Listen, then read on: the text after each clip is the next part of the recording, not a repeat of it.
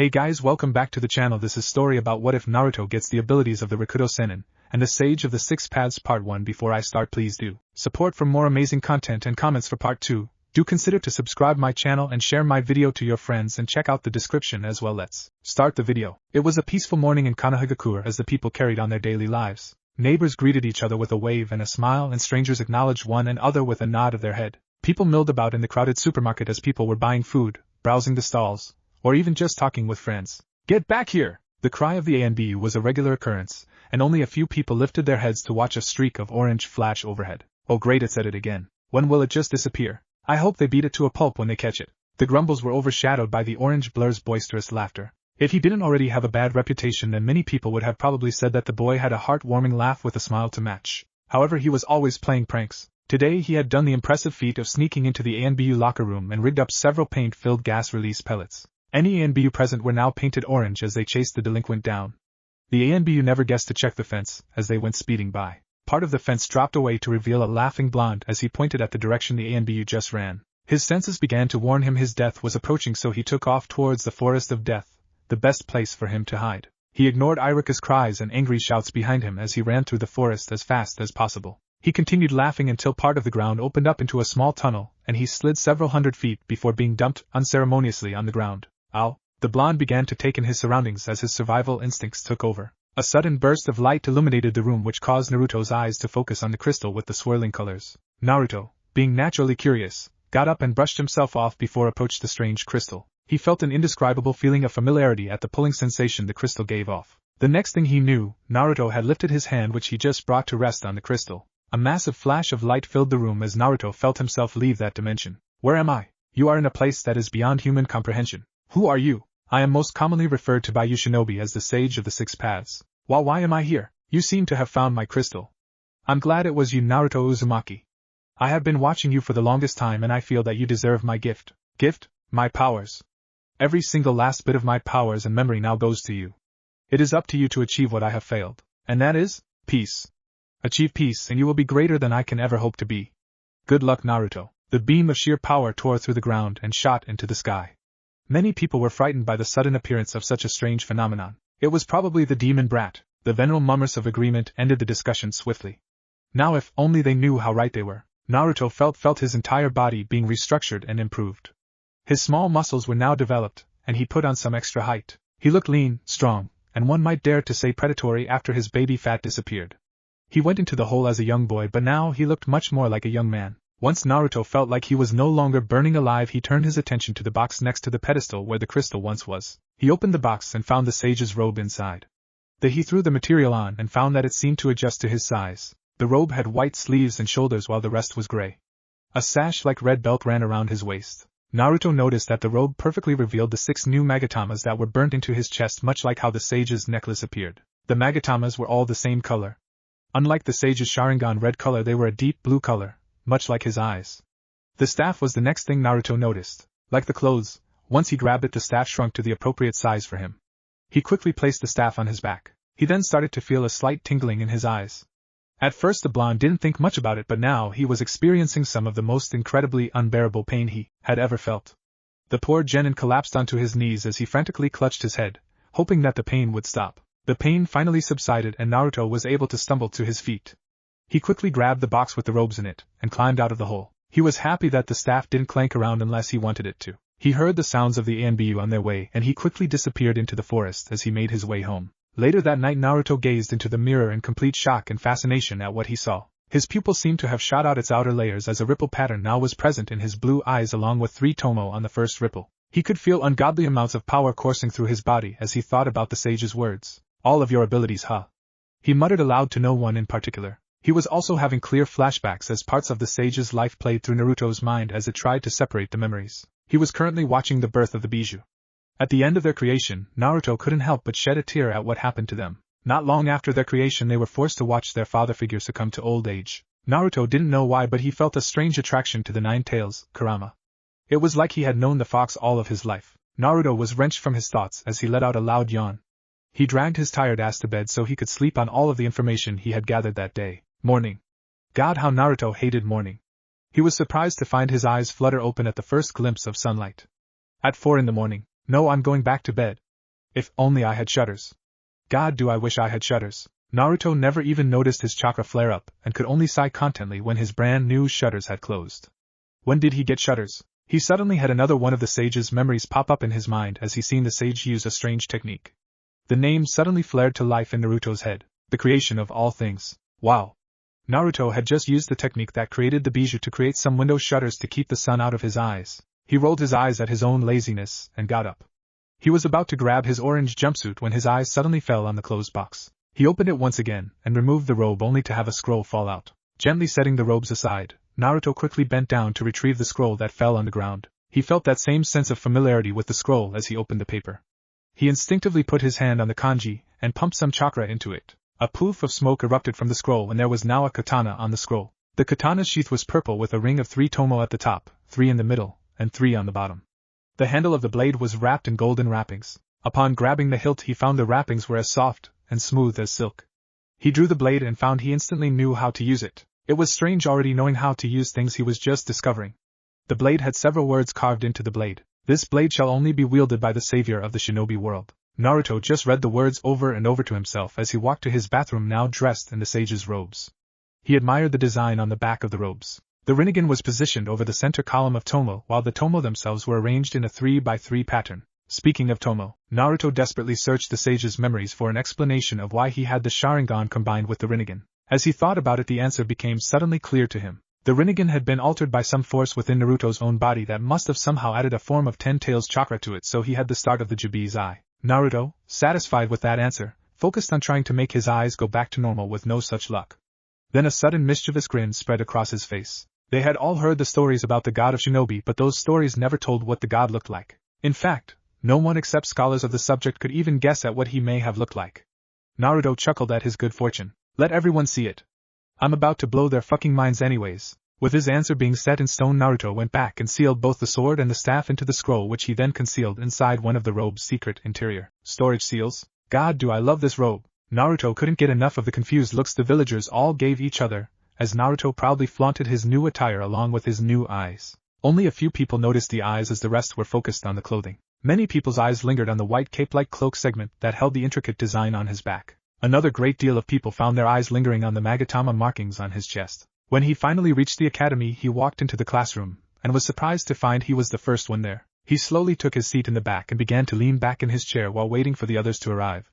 After 15 minutes of waiting they all began to trickle in. Their reactions were priceless. Naruto sat leaning in his seat as everyone who came into the classroom just stopped to gawk at the dobe who was actually early. Like many of the villagers, most of his classmates' eyes did a quick sweep of his new look before many eyes settled on the pattern on his chest. He casually stood up and whistled as he walked up to the board, grabbed an eraser, positioned it in the barely open door, and walked back to his seat like nothing happened. He could feel their gazes on his back but he didn't care as he sat down and tilted his chair again. Well, are you guys done staring at me?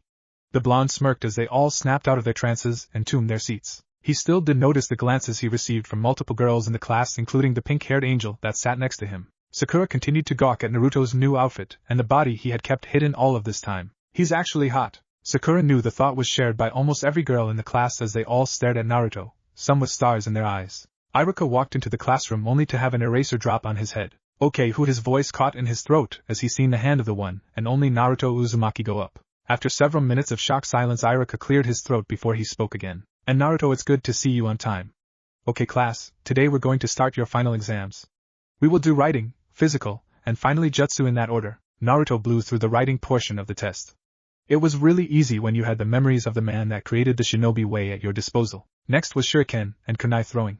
Naruto crushed Sasuke's score, earning yet another glance of disbelief from everyone which just caused him to smirk even more. Finally was the part Naruto had been waiting for, sparring. Any volunteers? Both Sasuke and Naruto stepped forward like usual. The fangirls started to cheer on Sasuke. Kick his butt Sasuke, yeah! Wipe the floor with th dope. Naruto noticed Sakura stood by Hinata instead of with the usual group of fangirls and actually gave Naruto a supporting smile. Maybe she finally wants to get to know me. Begin! Sasuke shot forward with the intent of putting everything into one punch to end it quickly. His hand shot forward and made contact with Naruto's open palm. He didn't even pay attention as he spaced out while dodging of Sasuke's attacks. The Uchiha was starting to become angry and his attacks got more erratic. Finally the Uchiha snapped. After so many failed attempts he resorted to his one main jutsu. Katon, Gokakyu no Jutsu. Naruto didn't seem to care about the fiery ball of death hurtling his way. Finally he sighed and looked at the fireball with a look of absolute boredom. Suetun, Suryuden no Jutsu. The bored tone in which he said it caused the Uchiha to grit his teeth. The water dragon seemed to materialize out of the air. Its sheer size made Sasuke's fireball look like a pea. The dragon roared before it rushed towards the stunned Uchiha. The boy closed his eyes in preparation for the strike when he heard water beginning to splash to the ground. He heard a collective gasp when a cold metallic object was held to his throat. He opened his eyes to find himself staring down the blade of a very impressive katana. Do you yield? Without waiting for an answer, the blonde sheathed the blade, and it disappeared in his robes again as he turned around. The Uchiha, seeing an opening, charged at the blonde student with a kunai. Naruto smiled as Sasuke fell for it. Hook, line, and sinker. At the last moment the blonde backflipped over the charging Uchiha and grabbed the black-haired boy by the shoulders as he twisted him around. Once they were face to face, Naruto cocked a fist back and let it fly. He was rewarded by the satisfying smashing sound as Sasuke was sent through a tree. The silence was incredible as he walked off the sparring field to stand next to Sakura and Hinata. Sakura was the first to break the silence. That was awesome, Naruto. Sasuke-kun. I have never seen that level of fighting from academy students. You two are strong. The sole clap of Sakura's was joined by a timid Hinata. The two clapping started a chain reaction of clapping. No one ever noticed how Naruto got to be standing by Sasuke, but his next action shocked everyone, including Irika. Naruto stood above the beaten Uchiha with his hand extended. To be more specific, his pointer and middle fingers were extended in the friendship sign. Sasuke smirked and took Naruto's offer before being assisted to his feet by the blonde. They gave each other a small smile that only they noticed before they separate. The jutsu portion was also easy as Naruto created enough shadow clones to fill the entire testing room. Later, when class rank was announced, Naruto was still declared as dead last due to his slacking during the year. But he didn't care. He passed, and that was all that mattered. Team 7 is Naruto Uzumaki, Sakura Haruno, and Sasuke Uchiha. The night was clear and the stars were out. Naruto was laying down on the branch he occupied and stared into the millions of shiny dots. He had taken up this habit right after they began the journey to the wave. Naruto used this time to relax and sort out the massive jumble of memories that ran rampant through his mind. He stared up at the moon when an image flashed to the front of his mind. He seen a great battle being fought as the sage confronted a massive beast with one eye. Then, just as fast as it appeared, the image was gone. Naruto sighed as the memory disappeared. After seeing that flash of an image, he wanted to know more about what happened. He heard a sound down by the fire. He saw Sakura through one of his clone's eyes. He noticed her eyes were turned in the direction of the real one as she looked at his prone body. He noticed her subtle sigh before she returned her gaze to Sasuke and half-heartedly tried to start a conversation. HN. The usual response took all of the wind out of Sakura's sails as she began to trace a pattern in the dirt, while staring into the flames. He returned his gaze back to the sky while still listening for any sounds of an approaching enemy. The mission had shot up from a C-rank mission all the way to an A-rank with the appearance of the Demon Brothers. The blonde sighed as he thought back to that encounter. Flashback begins. Naruto still felt the wave's excitement still coursing through his body. Although he didn't show it, the blonde was doing mental front flips, back flips, hell, even side flips at the feeling of finally leaving Konoha for the first time. His demeanor suddenly changed to being completely alert on the inside while he displayed complete ignorance on the outside. As he passed the puddle, he noticed Kakashi's minute nod as he continued to read his book. At his signal, Naruto continued acting as though he didn't notice the two figures rise from the puddle. He played his part perfectly as he watched on in shock as the chain tore Kakashi to pieces. Sakura froze up and Sasuke took a step back as the two figures turned to the three genin. Naruto surprised everyone by smirking and stepping forward while he cracked his stiff neck. Finally! Something to do around here! The blonde-haired genin nearly bounced up and down in excitement. Sakura, please protect Tazuna-san. Sasuke, protect Sakura. The Uchiha began to step forward to help Naruto fight when he felt an invisible force stop him. You will listen to me and you will protect Sakura. The Uchiha didn't know why, but he felt himself walk back to stand beside Sakura. Now then, shall we begin? The Uzumaki smirked when the two men charged. Naruto yawned as the chain began to wrap around the bored genin. Sakura and Sasuke watched with a sort of sick fascination as Naruto smirked. The chain began to get pulled together with the intention of slicing him apart. Naruto, Shinra Tensei. The invisible shockwave ripped the chain apart link by link and threw the two Misunin into two trees. The forest shook as several trees collapsed due to missing their bases now. Naruto knew the fight wasn't over and had his katana in his hands before anyone knew he had moved. One of the two came from his left, and Naruto dodged the pathetically slow attempt at a slash before he rammed the hilt of his blade into the ninja's stomach hard enough to make the man cough blood. Naruto planted his hand on the back of the doubled-over ninja and leapt into the air, using the man as a balance and pivot point. Naruto bent his planted arm before attempted to spring into the air using the man. Shinra Tensei. The wave forced the man into the ground as it propelled Naruto into the air. He brought his blade so the point lined up with the fallen man's chest and let gravity do the rest. From the speed he was falling, it felt like butter, as his blades slid effortlessly through the man. Without hesitation, Naruto lifted his hand and pointed it at the dead man's comrade. He lifted his sword so it pointed right at the man before he spoke. Bansho Tenin. An invisible force pulled the man off of his feet and right towards his impending doom. The last emotion to cross the man's eyes was one that almost looked like he was begging for his life.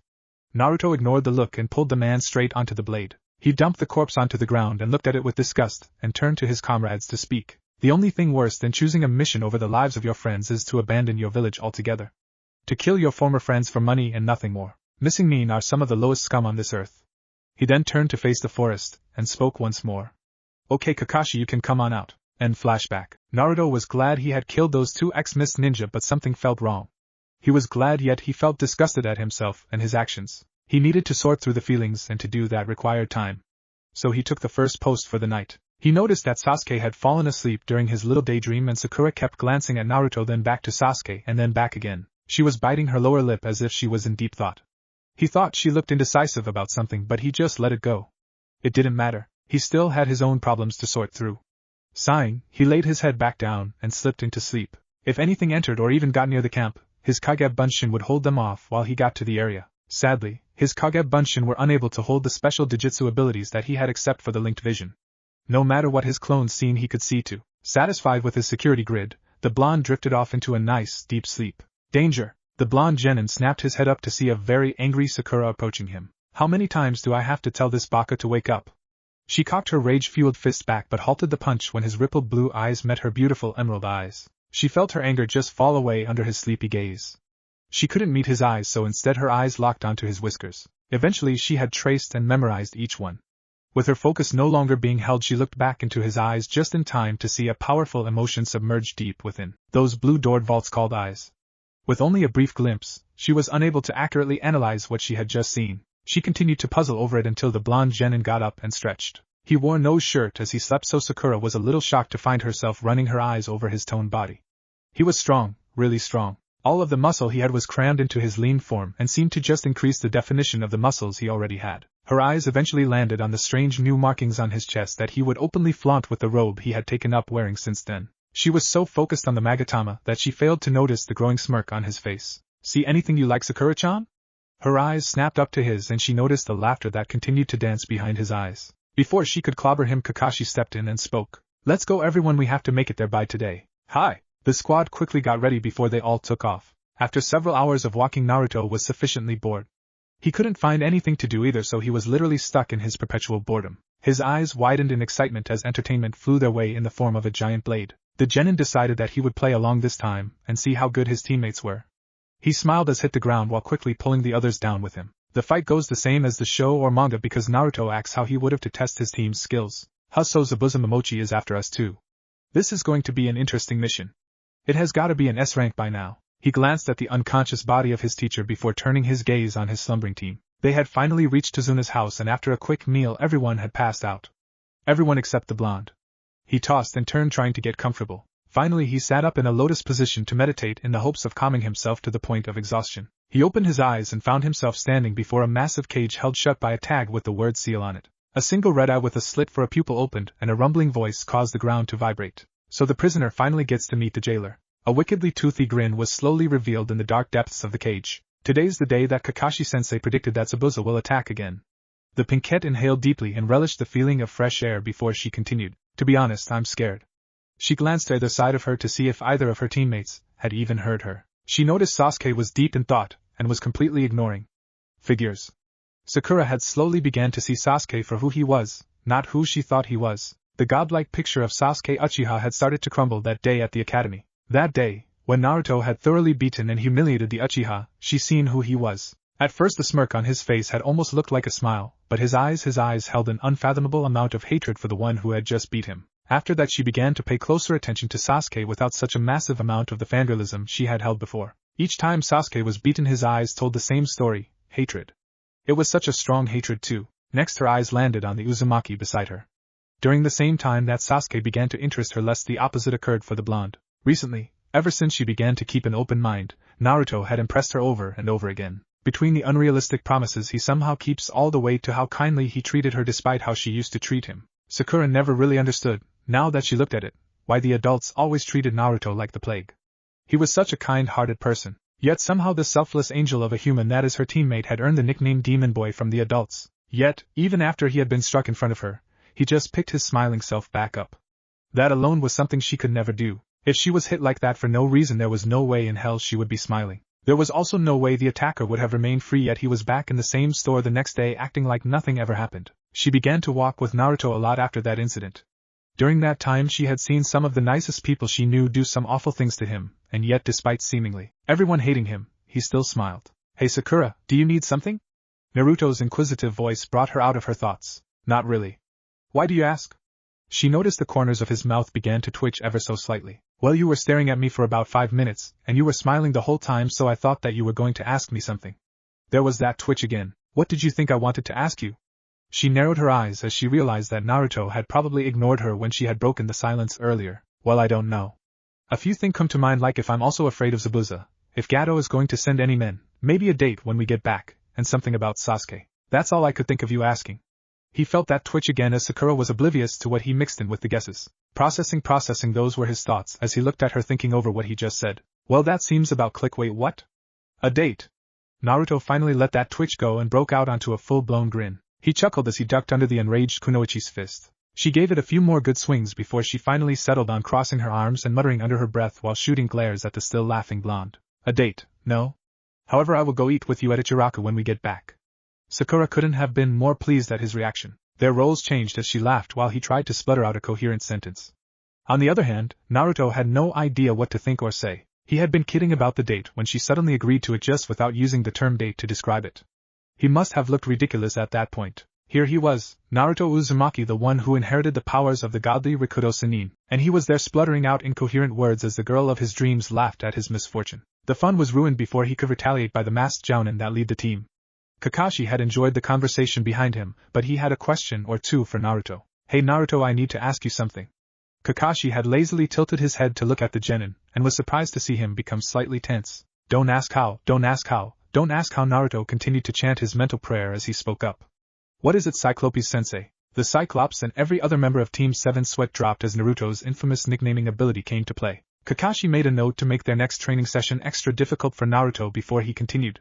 You didn't leave Tsunami and Inari by themselves, did you? No, I left a few Kage-bunshin to leave at the house with them.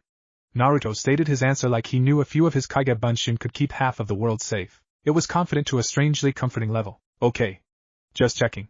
He turned his head back to his book to read as they continued walking to the bridge. What happened here? Tazuna slowly swept his shocked gaze across the injured, dying, and already dead bodies of his workers. They had risked their lives to build this bridge, and throughout the whole construction not a single person was injured. Yet now all of them were crumpled heaps that occasionally moaned in pain. No one could see far in the familiarly thick fog that clung to the bridge. They were all on their guards at the sight of the beat down before them, but when the same voice echoed from everywhere, they were on the brink of insanity from awareness as the genin searched all around them. Even Naruto, throwing on that act again? Well, hopefully it doesn't stay that way through this whole fight. The jounin stared hard into the mist until he could finally make out the silhouette of two people. Several water clones came dashing into sight, and surrounded the group of genin that protected his target. So you drug the little brats along to, huh? Must really want to see them die. Naruto noticed Sakura tense up slightly when Zabuza had mentioned them dying. He made a mental note to ask about that later before he turned his attention back to the clones. They each wielded the intimidating executioner's blade and all had death in their eyes. I don't think they're going to die today. At least, not if Naruto and Sasuke have anything to say about it. Kakashi's statement was punctuated by the splashes of several very dead water clones while Sasuke and Naruto stood in front of Sakura, both of them spinning a kunai on their fingers. Too easy, don't you think, Sasuke? Naruto didn't bother to face Sasuke and instead stared directly at the two missing Kiri ninja. For once I think I agree with you, Dobe. The Uchiha stared at Zabuza's familiar companion, realizing that the now visible Hunter Nin would probably be his opponent. Naruto was glad he had learned how to switch between his regular eyes and, as he so maturely called them, his ass-kicking eyes. Now that he thought about it, he was going to need a name for these eyes. Maybe when he got home he would try to think of one. Even without his new eyes active, Naruto felt confident that he knew what the next few minutes would bring. Well, Naruto turned out to be damn good at guessing things as he and Sasuke attempted to dodge another Saman barrage. Naruto could have simply repelled all of them, but he didn't want to reveal his eyes yet. After the demon brothers were killed, he knew certain people would start to ask questions about how they were taken down so easily. The last thing he needed to do was draw attention to himself by walking around with a dijutsu that was only seen on the Rikudo Senin himself. Naruto winced when he felt the bite of the Senban punching through the skin and plunged into his left tricep. He felt another one cut his cheek while yet another hit him in the chest, several inches from piercing his heart. He did a quick check of his teammate's condition and reached, what he would guess, a medically sound conclusion: he was fucked up. Senbons were sticking out of his back like he was some kind of human pin cushion. His left arm was limp from several meticulously placed senbon that temporarily disables whatever limb it hits. The paralysis could only be released when the senbon were pulled out of the chakra point and the corresponding pressure point. Naruto made his way towards the struggling Uchiha with the hopes of being able to redirect the hits. Naruto, stay out of this. The blues eyes of the blonde met the red of eyes of the newly awakened Sharingan. Each eye only held 2 tomo, but it seemed like everything was trying to move through water from Sasuke's point of view. He tried to stand and was finally able to lift his head to glare at Haku, but only succeeded in opening the way for the 3 senbon to become embedded in his chest. The Uchiha took several instinctive steps back to try and move away from the source of his pain. His Sharingan eyes began to flicker between red and black as the pain caused his knees to buckle beneath him as he slumped to his knees. His eyes were locked onto his own chest, or rather, the 3 new senbon that joined the other 3. The red eyes finally gave way to a solid black. A strange gurgling noise emanated from the Uchiha's throat before he fell forward onto the cold, hard concrete that formed the bridge. The sounds of a girl's screams were overpowered by the bloodthirsty roar. Haku struggled to stand as she peered at the fist that she skewered on. The blonde snarled at her as he ripped his hand out of her chest, leaving behind a nasty, gaping, ragged hole in her chest. The blonde had experienced a complete personality shift once the other boy, Sasuke Uchiha, went down. Haku had felt awful for doing that to the poor child, but she had justified the action in her mind by saying that it was what Zabuza-sama would want. She tried to fight against the blonde, god did she try, but it seemed like the genin had released centuries of pent-up rage, hatred, and animalistic ferocity all at once. She had no chance against the onslaught that came in the form of the blonde Konoha genin. It took several blurred seconds before she found the fist protruding from the back of her body. Haku noticed the edges of her vision had faded considerably, and the black edges threatened to consume her vision. Her knees betrayed her, and she collapsed in a heap on the ground. Zabuza-sama. Haku fixed her gaze on her lord, the man that saved her from a life of persecution, as he fought against the copy ninja Kakashi Hatake. A dark and throaty laugh began from her soon-to-be killer. SH noticed that his eyes were back to the solid blue. Then a thin circle of black emerged from his pupil and moved to the edges of his eyes. Several more of the black ripples made their way out, and finally settled into place after reaching an equal distance in between each one. Haku watched in fascination as 3 spinning tomos swirled out of his pupils and settled on the ripple line closest to the pupil. Don't worry about him. That dark laugh sounded so foreign coming from, what she could guess, the usually happy-go-lucky, always chipper and smiling blonde. He produced a sword and silently removed it from the fancy sheath. He will be joining you very soon. He extended his hand and faced the open palm at the back of the completely oblivious Zabuza. Bansho Tenin, the former member of the 7 swordsmen of the Hidden Mist village, found himself being ripped off the ground as it felt like gravity had suddenly changed its rules and now pulled him sideways instead of down. He caught a flash of metal and was able to see the sword punch through his chest, effectively ending his life. Naruto frowned as he absent-mindedly pulled the sword from one body only to use it to cease the struggles of the girl on the ground next to him. Naruto hated to kill people. He hated it with a passion, yet he was very good at the killing profession. He noticed Sakura was crying at the Uchiha's body. As her tears streamed forward, she also took the initiative to begin patching the wounds that her limited use of medical ninjutsu would allow. The Sharingan part of Naruto's eyes caught sight of tiny, near microscopic, movements of the chest to signify that he still drew breath. Naruto felt that pang of loneliness again as the thought of Sakura choosing Sasuke over himself made themselves quite prominent on the forefront of his mind. He watched her put her beautiful face onto Sasuke's chest. His heart nearly crumbled at that sight. However, his heart was saved when she tilted her head to the side and began to listen for a heartbeat. Thump thump, Sakura let a massive smile cross her weary face. He's alive, Naruto. He's alive. Sakura was ecstatic that she had been able to save their comrade's life. His breathing was rapidly returning to normal right before their eyes. Naruto looked up at the pinkette and noticed she was looking at him for something. It hit him pretty fast as he could recognize that facial expression and the emotions behind it anywhere, anytime. This was because he had once, and still occasionally did, worn that very same expression. She was looking for acknowledgement and acceptance. That was awesome, Sakura-chan. He didn't give his brain time to think as he lunged at Sakura and wrapped her up into a big bear hug. Sakura blushed profusely at the blonde whose arms she was currently in. She was happy that he acknowledged her achievement. For some reason, his acknowledgement of it made the feat even better. She never felt him lift his hand carefully from her and point it behind the gathering mob of mercenaries. Shinra-tensei. He disguised the muttering with a series of coughs. He seen the mercenaries fly off the bridge without a sound. Well, everyone but Gato was quiet. He screamed for his life as he dangled from the bridge. A fall into the water at that height would be the same as swan diving into concrete. He heard a few footsteps above him and looked at the blonde above him. He immediately began to panic when he seen the contempt in the blue, rippled eyes. Bansho Tenin. The weapons that the fallen mercenaries had dropped floated all around the blonde and pointed directly at Gato's helplessly suspended body. His pleas for mercy fell upon deaf ears. Naruto turned his back to the pathetic thing hanging from the bridge before he spoke once more. Shinra Tensei. The weapons all hit their mark and several seconds later a splash from below was the only thing to mark Gatoa's final resting place. Tazuna watched the receding figures of Team 7 as he spoke. So what should we name this bridge? Inari was the one to name the soon-to-be famous bridge. The Great Naruto Bridge. Congratulations on passing the second exam. From now on things are going to get much more difficult for all of you. Naruto tuned out the third Hokage and instead turned his attention to his pink-haired Kunoichi comrade. A lot had changed during the second exam and Naruto wasn't so sure he actually knew what she was thinking. From her actions during their time in the Forest of Death he wasn't sure he knew who she loved anymore. Flashback begins. No one knew what just happened. 1 minute all three of them were jumping through the trees and the next minute the air itself seemed to slam into Naruto and send him flying through the forest, breaking trees and branches as he flew. Naruto! Sakura seemed frantic as she called out for the blonde, but the only answer she got was a chilling laugh and a spike of killer intent so massive that it brought her to her knees. She didn't even need to look into the pale woman's face to see her death. Why do that when her death was playing in her very eyes? Tears began to fall uninterrupted as the images engraved themselves on her brain. Kukuku. Don't worry about little Naruto-kun. I'm not going to kill him yet. No, his eyes are much too precious to be wasted like that. His eyes? Sakura and Sasuke's thoughts echoed each other's, but they couldn't dwell on such things when two kunai were thrown directly at their faces. Naruto had to think quickly. His eyes flared to life and he pointed a hand at a tree he just passed. Bansho Tenin. The tree didn't budge. Instead, Naruto used the tree as the center and focused the gravitational pull on himself. The force of the air bullet was cancelled out, and Naruto soon found himself holding onto a tree branch. Sasuke! The cry rang out loud and clear. The pain in Sakura's voice was evident and pushed Naruto into action. Desperate to reach his team sooner, Naruto decided to do something incredibly stupid. After each chakra-enhanced jump he used Shinra Tensei on the tree branch using his foot as the release point. After 3 Shinra Tensei jumps he crashed head first into the clearing where he watched a pale-faced man or woman, he couldn't tell at his angle, sink his or her teeth into Sasuke's neck. He quickly scanned the area for his other teammate, and soon located her. Sakura was holding her side and leaning against the tree. She looked very exhausted and very injured. Each of her legs had several deep gashes that prevented her legs from supporting her weight.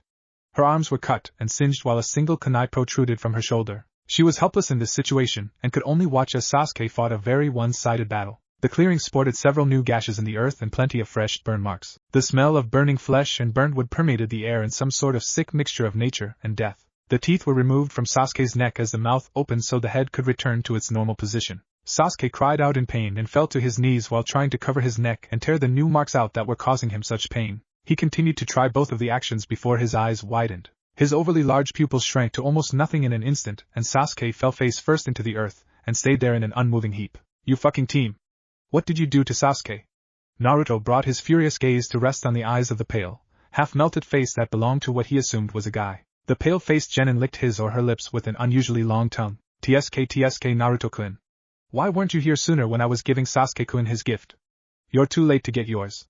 Maybe another time, Kakuku. Still laughing, the pale team sunk into the ground and disappeared from sight. Naruto felt the evil aura and killer intent that flooded the area vanish along with the strange grass shinobi, Kage Bunshin no Jutsu. 11 more Narutos poofed into life and set out on their tasks. One went to go gather up Sasuke and check his vitals while 8 more took up watch and disappeared into the leaves. The final 2 had split up the task of finding somewhere to hide and leapt into the trees before disappearing into the forest in 2 different directions. The real Naruto quickly made his way to Sakura and began to treat her wounds. The kunai was deeply embedded in her shoulder, the handle being the only exposed part of the weapon. Sakura was breathing hard while she tried to do some basic combat first aid to stop, or reduce, the amount of blood she was losing from several deep slashes and cuts. Naruto felt like he was being stabbed in the stomach repeatedly as he saw her constantly wincing in pain. Naruto, could you please grab my pouch?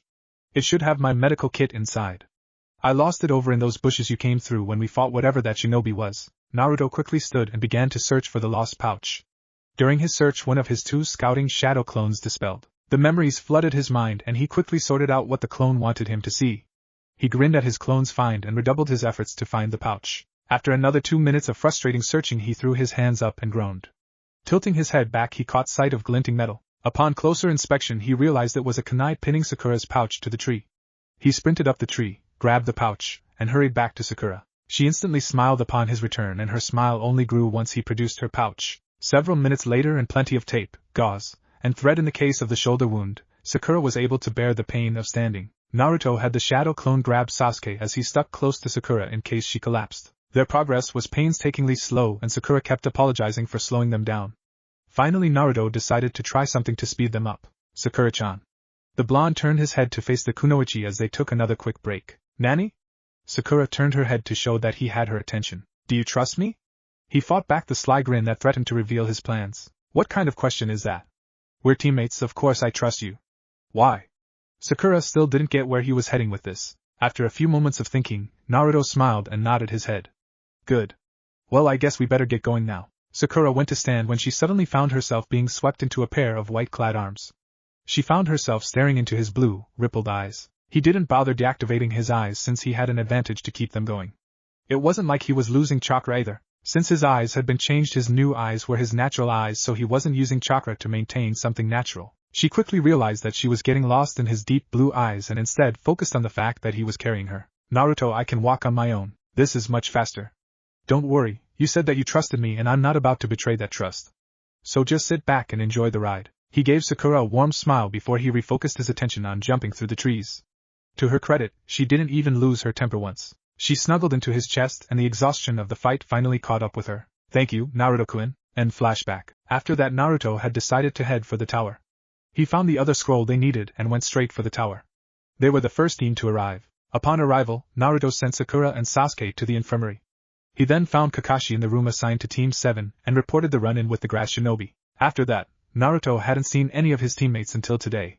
He had spent most of the time trying to evaluate the relationship between Sakura and himself. The results of said self-evaluation was frustrating and confusing, so he stopped thinking about that. Instead, he took the rest of the time to hone his mastery of his Jujutsu. During one of his meditation sessions, he stumbled across another memory of the Rikudo Senin, and finally learned the name of his eyes. The sage called them the Eternal Manjiki Rinnegan. Naruto decided that the name was too long, and began to think of another. He was still thinking. He let out a frustrated sigh at the confusing thoughts he was having and began to glance around. He noticed that the Suna team didn't have a scratch on them. He felt a strangely familiar pull when his eyes locked with the redhead. It was unsettling thinking that he knew the boy without actually ever meeting him. He gave his head a quick shake and continued to scan the group. His eyes finally settled on Kabuto's back. His previous suspicions were still fresh in his mind. He remembered the cards that Kabuto had and how much information was on them. When Sasuke asked about Naruto, Kabuto produced the requested card. At the angle Naruto had been standing, he was able to see the card before it was revealed. He had quickly snatched the card and burned it to ensure his secret wasn't revealed. A secret that his teammates didn't know much about. In fact, even the third Hokage was still in the dark about it. He had lied to Kakashi when the one-eyed Jounin had confronted him, and was still barely maintaining the shroud of secrecy around his eyes. The same shroud that he highly doubted would remain after today was over. For the first match of the preliminary round, we have the sickly proctor turn to watch the screen roll. Kabuto Yakushi vs. Kiba Inuzuka. Naruto grinned. The preliminaries were finally beginning, and he wanted to have fun. Naruto was extremely disappointed. He had been matched up against the puppet user from Suna, Kankuro. The fight was fast. Really fast. Naruto had opened with a barrage of wind bullets that were strong enough to punch holes through the puppet. Naruto had quickly followed up by using the bullets for cover to reach Kankuro.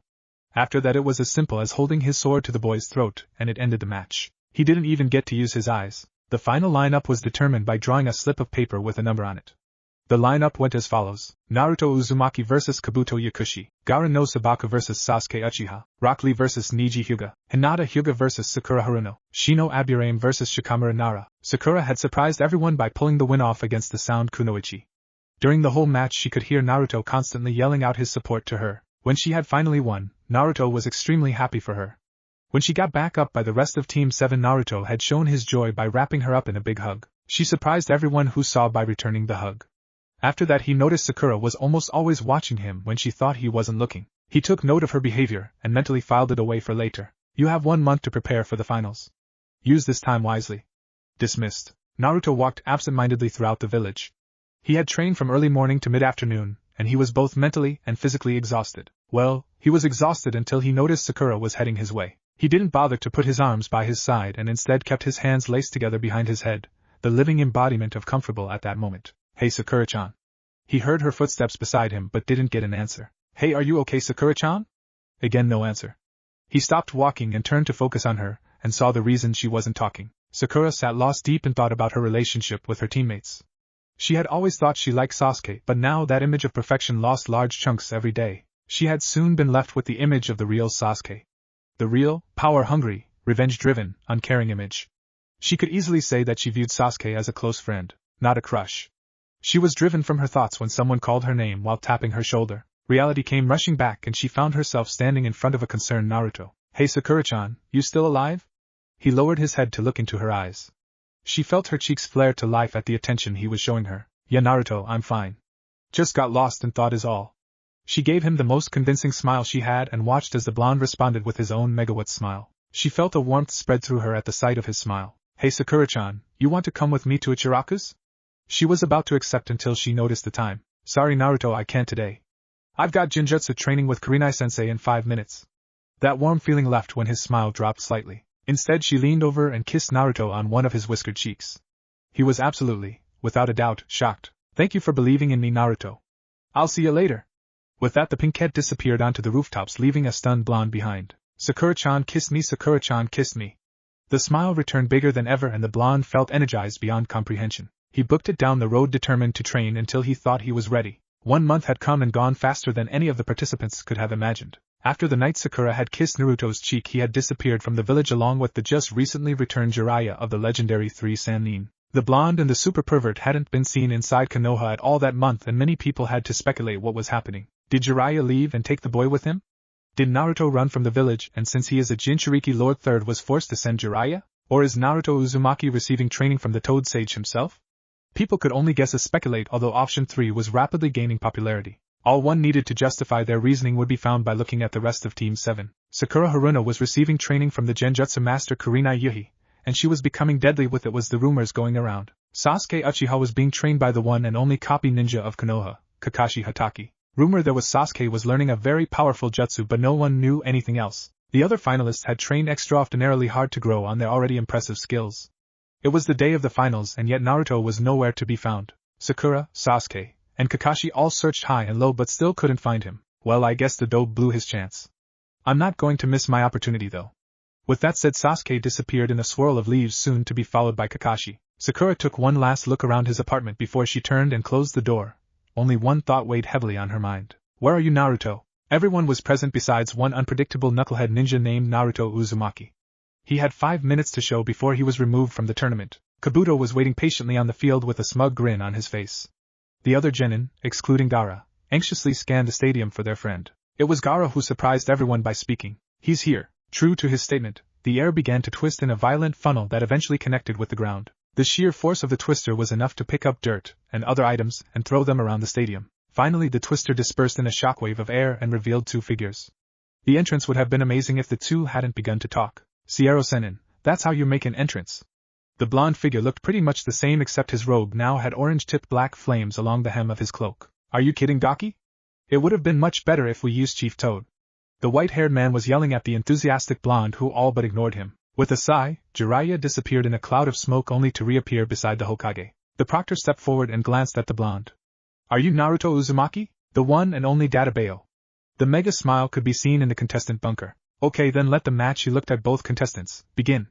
He dropped his hand and jumped back. Naruto didn't move but watched as Kabuto activated chakra scalpels on either hand. He grinned as he pointed at Naruto. "Hey, you destroyed that card of mine. That wasn't polite." Naruto still didn't flinch as he seemed to be focused on something else entirely. He completely ignored the mindless chatter that came from Kabuto and continued to focus. Finally Kabuto had enough and charged Naruto. Sakura knew what those chakra scalpels could do to you and yelled at the immobile blonde. "Naruto, watch out. Those cut you from the inside." He didn't even acknowledge the voice and maintained his focus. Just as Kabuto reached him the blonde's hand was suddenly clamped onto Kabuto's forearm and the blonde was already airborne, using Kabuto as a balance and pivot for his motion in air. Naruto's eyes snapped open and a murmur of shock spread throughout the stadium. Jiraiya sat smirking next to the third Hokage at everyone's reactions. "Really Jiraiya? You taught him that?" Lord Third motioned to Naruto as he spoke to his former student. It only took him a week to get to this point. The rest of the time was spent learning that jutsu. Jiraiya turned his attention back to the field. Kabuto sat staring straight into the frog-like eyes of his opponent. Every move Kabuto made was either dodged or countered by the blonde. Kabuto slashed at his face, and missed only to be hit by a blast of chakra-guided air. "That is frog Kumite." The blonde stood proudly where he was. Kabuto realized that he was getting nowhere fast with attacking. Well, you have certainly improved Naruto-kun. If only I had my card to mark your progress." Kabuto smirked, while Naruto rolled his eyes. "That card held secrets about me that not even the third Hokage knows yet. Along with the fact that it almost revealed who my parents were. Don't get me wrong, I can't wait to meet my parents, but not because of some stupid card. Well, you didn't need to burn it. He smirked even more as he said his next words. I guess that's what happens when you don't have good parents. The hand was around his throat before the air rustled to signify that he moved. Kabuto smiled at how perfect it all just went. What did you just say? The yellow flashed dangerously red and a continuous flicker was seen between yellow and red. As much as I'd like to chat, my master ordered me to kill you so Sasuke-kun wouldn't have to worry about being pursued. Before Naruto could say his question, he felt Kabuto's fingertips come to a rest directly over his heart before moving in an X pattern. Naruto's grip loosened and he stumbled backwards. He stared blankly at Kabuto before a little stream of blood flowed out of his mouth. Kabuto quickly closed the gap and began to slash away. Finally he stopped, turned around, readjusted his glasses, and listened to Naruto's body hit the ground with a satisfied smile. Proctor, Naruto Uzumaki is dead. Naruto floated in the blackness, and watched clips of his life go flying by. He seen the picture with Team 7, and tried to grab it only for it to burn up. All around him were memories of pain, loneliness, despair, and hatred. With each memory a hatred to live grew deep within his stomach. Just as he was about to turn away from life, a flash of pink caught his eye. Thank you for believing in me. Sakura's words echoed continuously throughout the room. Thank you, Naruto-kun. That hatred was now replaced by the love of the pink-haired Kunoichi. Kick his ass, Naruto. Shinaro. The preliminary round had brought out a little inner Sakura with that outburst. Suddenly, life didn't seem so bad. His resolve locked into place as he gently rubbed the area she kissed. I'll live. I'll live for Sakura-chan. Everyone just stared at the lifeless body of Naruto Uzumaki. They had all heard Kabuto's declaration, but they refused to believe it. Sakura was in tears when she felt a dam burst. Naruto Uzumaki. Don't you dare die and leave me alone with Sasuke. Who else will tease the emo out of him?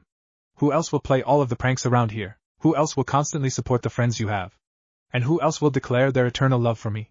Sakura finished with tears blinding her. Even Sasuke had silent tears running down his cheeks at the sight of his surrogate brother lying dead in the dirt. Many people in the audience had heard Sakura's outburst, and many began to realize how much of an impact he had around Konoha. Sure, he generally made life miserable, but it was a fun, carefree kind of miserable. Some even chuckled as they recalled the blonde's antics. Sakura never heard anything. All she felt was the hand come to rest on her cheek and the thumb wipe away the tears. Don't worry, Sakura-chan. I'll be here to do all of that and more. With a gasp, everyone realized that Naruto was balanced on the railing in front of Sakura. Now please stop crying. I hate to see your tears. She nodded dumbly and Naruto grinned before he turned his attention to the visibly pale Kabuto. Kabuto Yakushi, Naruto began, his voice echoing through the stadium. You have stolen secrets from Konoha that could be the difference of life or death for this village. I have also directly observed you in a meeting with Orochimaru himself. As a witness to these events I stand as a self-made executioner. It doesn't help you that you've already insulted my parents. For these crimes I will follow through on your execution. Still reeling from being exposed as a spy, Kabuto reactivated his chakra scalpels and prepared to finish the job. Naruto's eyes flared to life and the ripple pattern shot out of his now blue eyes. 3 Tomo took up their position on the first ripple, except something else began to happen. Out of his pupil shot 3 more Tomo that took up positions on the next ripple directly diagonal to the corresponding Tomo in the first 3. The diagonal pattern was set to head towards the edges of his eyes. Kabuto gulped as he took several involuntary steps back. Behold what you tried to expose, Kabuto. This is a power that has been unseen since the Rikudo Senin became the Jinchuriki to the Jubi. Behold the eternal Manjiki Rinnegan. The Uzumaki stood and lifted his head proudly so all could see. The blonde, now finished with his speech, looked down at the trembling Kabuto. Time to die. Naruto charged the stumbling spy and began to barrage him with a mixture of taijutsu and ninjutsu. He formed a ninjutsu from each of the 5 different nature manipulations. Kabuto ducked under the hammer fist only to have a third arm smash him in the jaw. Naruto quickly transformed the third arm into a blade and severed the tendons on the inside of Kabuto's knees, forcing the man to a kneeling position. The third arm disappeared and Naruto's right hand transformed into a cannon, which he then pointed at the back of Kabuto's head. Kabuto Yakushi, I give you one more chance. What is Orochimaru planning? Naruto let his aim fall to Kabuto's chest area. I don't know what you're talking about, Naruto-kun. Kabuto let out a dark chuckle until he heard Naruto speak. Ajura attack. The cannon fired a ball of energy straight through Kabuto's chest. Before the spy could die, Naruto shifted his hand back and rested it atop the dying man's head. Naruto's fingers curled inwards and he pulled. Kabuto's soul came out with his hand and he quickly absorbed it. He ignored the thud of a body hitting the floor and pointed his cannon at the Kazekage. What is he? The shot ripped through the robes and chest of the Kazekage. His skin peeled away at his face and Hiruzen gasped to see Orochimaru's eyes. 4 ninjas suddenly appeared and grabbed onto Orochimaru, who then disappeared along with the 4 others. Through all of this excitement Naruto stood and watched it unfold. When everything had happened Naruto spoke up. If it's all the same, may we continue with the exam? A roar of laughter erupted throughout the stadium as everyone began to cheer his name. Naruto! Naruto! Naruto! Gaara no Sabaka vs Sasuke Uchiha. The tension in the air was stifling as the two fighters glared at each other, both willing the other to make the first move. Sasuke gladly granted Gaara his unspoken wish, and charged the Suna Genin. Just as his fist was about to connect, the sand rushed to his defense just as Sasuke expected. The soft sand latched onto the fist that hit it, and began to swiftly encircle the whole being. Sand coffin. The voice that spoke it was cold and uncaring. His outstretched hand waiting for his target to be completely encased. Up in the contestant bunker, Naruto, Sakura, and the rest of the finalists watched the sand as rapidly surrounded and encased their friend. Sakura was horrified after what she seen that sand due to the sound Nin, and her brain was frantically combing over their options. She then heard Naruto snicker and turned on him so she could knock him into next week. That is when she noticed his eyes. Just watch Sakura-chan. He pointed over her shoulder at the mass of sand. Sand burial. The sound of splintering would echo through the stadium. Realizing his mistake, Gaara heard the chirping of a flock of birds behind him. The sand rushed to his defense, but the lightning passed right through the sand like nothing was there. Gaara felt a sharp tearing sensation in his shoulder and looked down to find a lightning-covered hand protruding from his right shoulder. Chidori! The cry shot across the cheering audience. Everyone were on their feet as excitement rippled through the air at the display they were just shown. Sasuke did no such celebrating. He felt sand wrap around his throat before it picked him up and launched him into the stadium walls. Gaara still stared at his wound in shock, even when the sand enclosed him in a massive cocoon. The cheering stopped, and was replaced by a murmur of curiosity. The eye that floated above the cocoon was unnerving to many and was faced in the direction that Sasuke had been thrown in. The eye was locked onto the crater in the wall. Sasuke, you have to stop this now. Naruto's voice rang clear throughout the stadium, and many people dismissed his fears. The eye turned towards Naruto for an instant before movement in the wall recaptured its attention. Sasuke pulled himself out and leaned against the wall, bent over and spitting out blood. He knew he had a concussion from slamming into the wall that hard, but instead focused on this final move. He had just enough chakra for it, and he was determined to make it count. He took off at a run, hugging the wall, as he built up speed. The whole time he concentrated chakra into the palm of his hand. He was already a blur when the lightning sparked to life and the blur twisted towards the cocoon. The rapidly approaching figure was met with spikes of sand that were easily dodged before the blur stopped, becoming Sasuke once again. His hand was embedded in the cocoon, and he felt something moving about before a large claw-like hand burst out of the cocoon, knocking Sasuke out and pinning him to a wall. The hand was left there and a new one took its place. Shikaku. The one-tailed demon is released. Naruto ran and jumped onto the railing before he turned and faced the other finalists. Stay out of this fight. You will only end up dying. With that he jumped into the arena just as the cocoon broke apart and formed a tail on Gaara. The crazed genin spun around to face the interruption. Once his eyes locked onto the ripples in Naruto's blue eyes, he began to salivate, and he smiled like a crazy man smiles at his next victim. You! I've been waiting for you. The voice sounded half demonic and the star-shaped eyes held Naruto's gaze. Shikaku, release this boy from your control.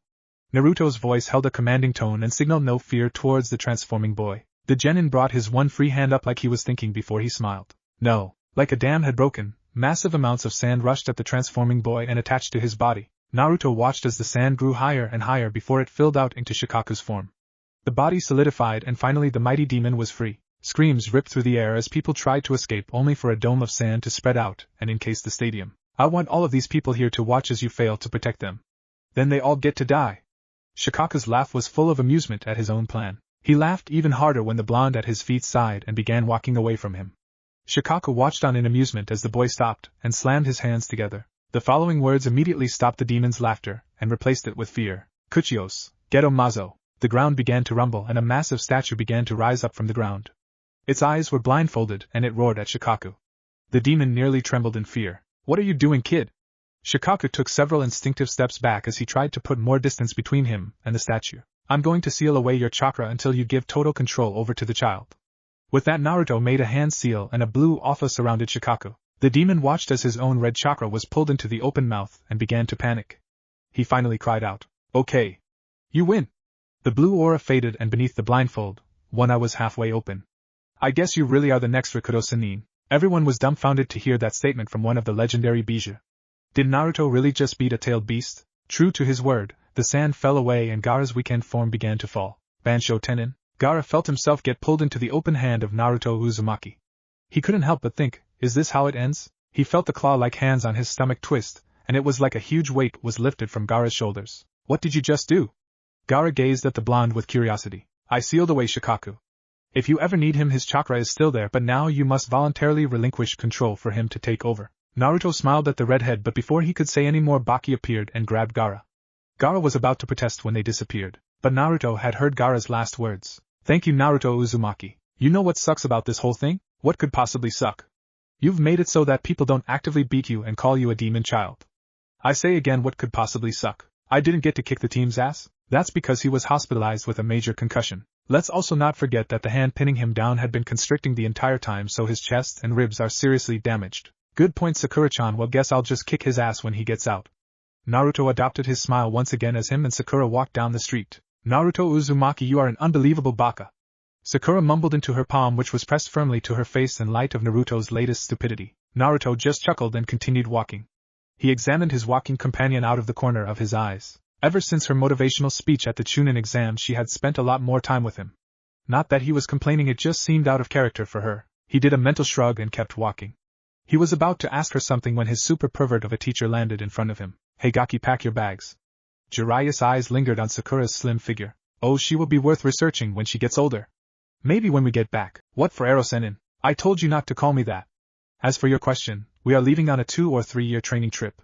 We need to get you ready for them. Naruto knew this had been coming and dropped his hands from their relaxed position. Sakura's head was reeling with questions. How long do I have? The blonde looked close to depressed. He didn't want to leave now, considering everything with Sakura, but he had no choice. 30 minutes. See you at the front gate.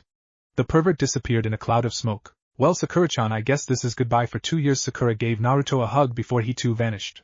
He knew he had to leave then, otherwise it would become too hard to leave. Front gate. Naruto was beside Jiraiya as they exited Konoha. They both walked in a different kind of silence.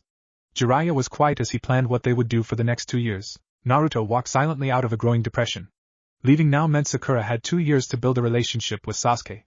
Naruto knew he had lost. At least, he thought that until a familiar voice rang out. Naruto, wait! The blonde's ear perked up and twisted around to see Sakura come up to them. She couldn't stop the blush from growing and decided to act quickly. Sakura-chan, what are you? His question was cut off by her lips.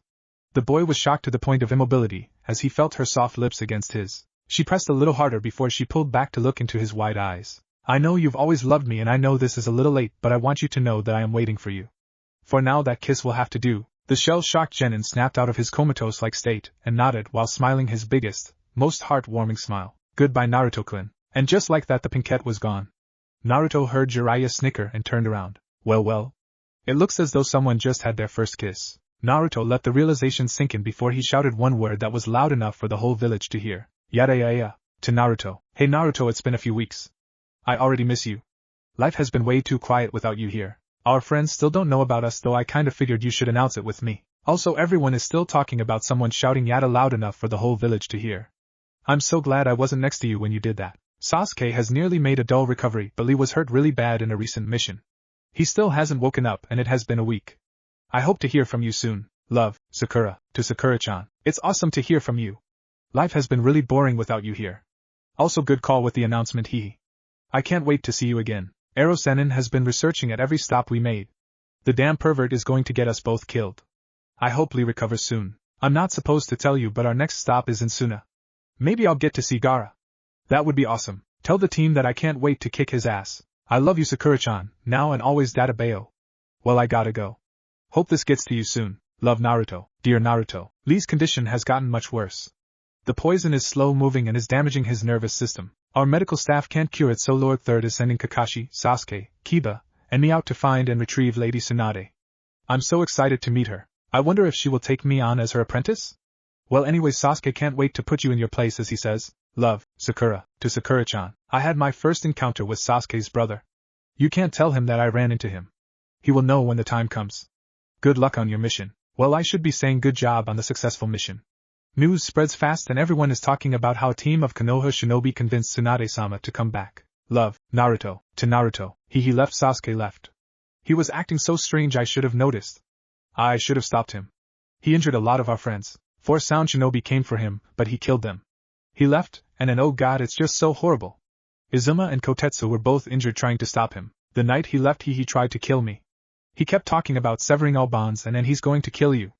I heard him say that after he stabbed me. I'm writing to you from the hospital. Please be careful. Love, Sakura. To Naruto. It has been several months since your last letter. I'm starting to get concerned. I've been training under Tsunade-sama in medical ninjutsu. It turns out I'm a natural at it. Please write back Naruto, I'm worried about you. Love, Sakura. To Naruto, I have terrible news. Lord Third is dead. Sasuke and Orochimaru attacked last night.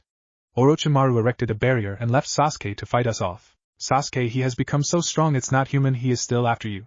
Please be careful. Love, Sakura. Sakura gazed at the last letter Naruto had sent 2 years ago.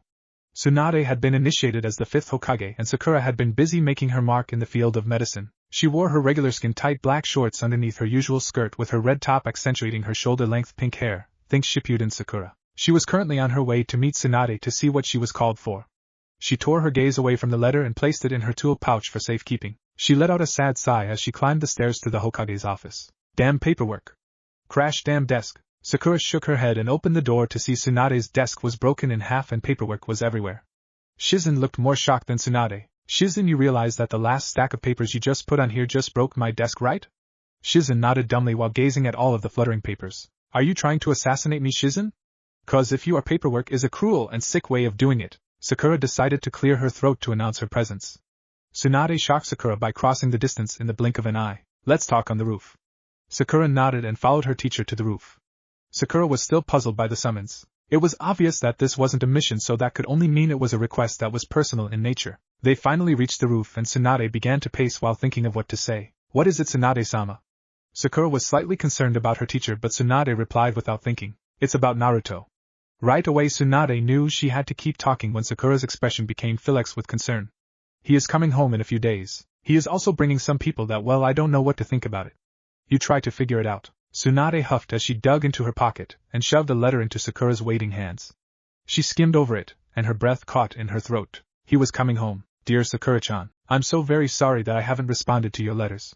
I have made friends with a group of former enemies, so I've been training with them. One even has the Rinnegan like me. The group's name is the Akatsuki. They were former bijou hunters and one still is. However, he left when they agreed to come with me. Anyways, I'm on my way back as I write this, so expect me soon. Love, Naruto, the new Rikudo Senin. That's what they call me. It's so awesome, Databeo. It has been 3 days since Naruto sent that letter. It now marks the 3rd day that Sakura was found waiting near the gate, anxious for her boyfriend, to come home. This behavior was once considered normal for the Pinkette, but ever since she began training under Tsunade she had developed into a strong and confident shinobi. Many people would heartily agree with the strong part of that statement. So, considering who she has become, this behavior was looked upon as quite strange for the girl. Hey Sakura. Still waiting? She turned to the sound of Izuma's voice. He looked at her with the tiniest of traces of sorrow. He was sad that the girl kept waiting after her shift at the hospital was over. She was waiting for someone that could show up anywhere between now and next month. Still, he tried his best to keep her entertained. His partner was still in therapy from his injuries. That run-in with Sasuke had nearly cost them their lives. Yeah. I know that he will be back soon. I don't know why I do, but that doesn't change the fact that I do. How about you? How are you and Kotetsu doing? Sakura remembered how badly wounded those two had been. After she was patched up, those two had been rushed in for emergency treatment. I'm a lot better thanks to you. I still can't thank you enough for helping me when those complications arose. As for Kotetsu, he has definitely seen better days, but he is a lot better than he was right after that Chidori was rammed through his stomach. Hopefully he'll be out of therapy soon. Izuma didn't notice he was rubbing his arm where the bone had been snapped. He still felt a shiver run down his spine when memories of the bone jutting out of his skin would pop into his mind. The boy had been ruthlessly efficient. Well, that's good to hear. Sakura continued talking and was too absorbed in the conversation to notice the group of people coming into view. It wasn't until Izuma suddenly smiled and pointed behind that she turned towards the gate. In the distance she seen several figures, all led by 2 people. As the group came into view, Sakura smiled at the sight of the wild, untamed blonde hair and the spiky white hair that the 2 people sported. Naruto, seriously, how far away is this place? Deidara, if you don't shut up, I'm going to Shinra Tensei your ass back to IWA. Naruto had just about enough of Deidara's bitching and moaning, which had started back at the border of the Fire Country. He was very happy that they had all joined his cause, but even his patience has a breaking point, which Deidara was fast approaching. Whatever. The other blonde shrugged and continued walking. Nagato sighed at Deidara's actions. He had long become used to this kind of behavior from the explosives expert. He went back to thinking about his decision to join his long-lost cousin in achieving his goals. Their goals were somewhat the same: collect bijou chakra. However, Naruto wanted the bijou to volunteer, and he only took 1/4 of the bijou's chakra. He had originally joined to trick the blonde and extract the kyubi, but over time his plan crumbled as the young man gave him no opportunities to carry out his plan. He was also surprised at how successful his method was working so far. They had been able to collect chakra from the hachibi, the rokubi, the nibi, and the Sanbai otherwise known as Gyuki, Saiken, Matatabi, and Isabu. He also had already obtained some of Shikaku's chakra. Once inside the statue, Naruto let the clone of the bijou grow out of the chakra that they had. The plan was so simple, obviously created with little thought or planning, yet the perfect person needed to pull it off was leading the effort. Thank God we're finally there.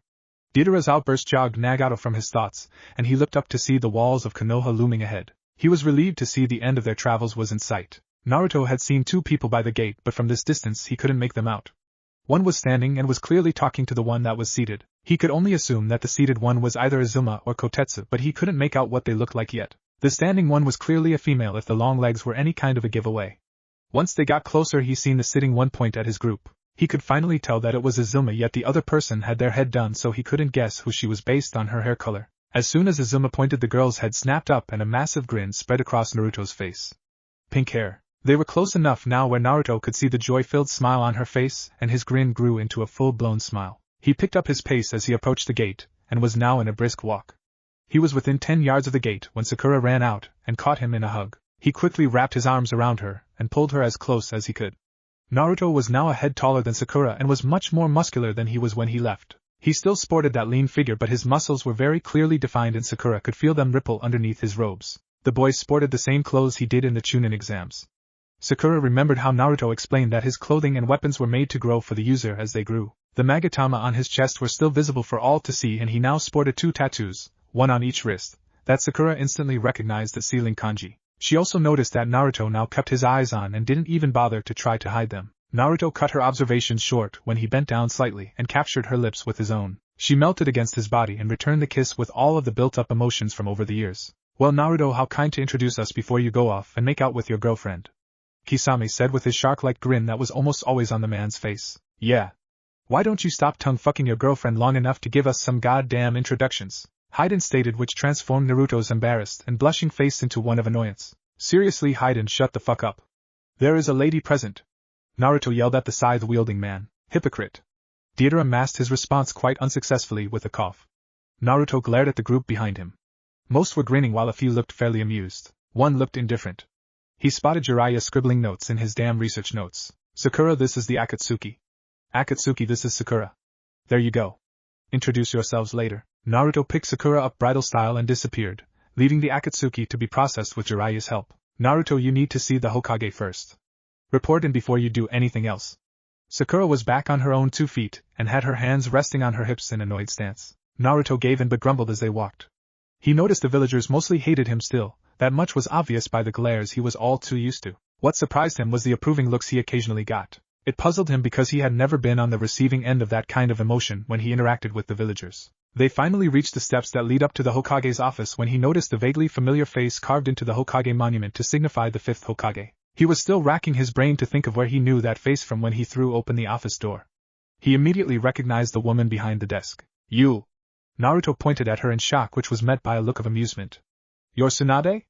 I always called you Bachan. The tick mark on her forehead showed annoyance at the nickname, but she just ignored it. Yes, Gaki. I am Tsunade Senju. The familiarity between the two threw Sakura off. Wait, you two know each other? The pink-haired Kunoichi was clearly shocked. Yeah. To make a long story short, she healed me after some training went wrong and Senin was off doing his research. Naruto returned to his normal attitude and spoke like he knew Tsunade all of his life. Well, Bachan, I have plans, so I thought I would stop by and check in. See ya. Naruto grabbed Sakura again and disappeared in another cloud of smoke. I guess I can put off his test for a day. Kakashi, you're dismissed. After Naruto had stopped by Ikiraku's for an ungodly amount of ramen, Sakura found herself following Naruto to the top of the 4th Hokage's head. He took a deep breath and looked out over the village from his favorite childhood spot. I'm home, everybody. He spoke quietly, almost too quiet for Sakura to hear. If she wasn't next to him, she would have missed his words. After a few minutes spent in silence, Naruto turned his smile on Sakura. I've missed you so much, Sakura-chan. It was hard being out there without you. His hand encased her own as he spoke. His words were filled with the love that he had been forced to contain for so long. Sakura smiled and hugged the blonde while she spoke. I thought of you every day, Naruto. I missed you, but the letters helped. But when they stopped coming, I was terrified that something happened to you. Sakura felt the pain and uncertainty she had felt as the memories came back to her. Like a floodgate had opened, everything came pouring out. And when Sasuke left, he stabbed me in my own bed. The look in his eyes so cold, and filled with hatred. But that wasn't the worst part. When I screamed, my parents came in, and the tears that were already running only intensified. He cut them down. Right in front of me. He killed them like they were animals. Sakura fell silent and let her tears speak her pain for her. Naruto lowered both of them until they were sitting on the rocky head underneath them. He let her cry and ran a comforting hand up and down her shaking back. They sat like that for the longest time, even after her tears dried up. As Naruto sat and comforted the love of his life, he felt like he was ready to find and kill Sasuke at that very second. When she told him how he killed her parents, his eyes had flashed a blood red before returning to the calming blue. The night was growing late, and Naruto realized it was time to go home.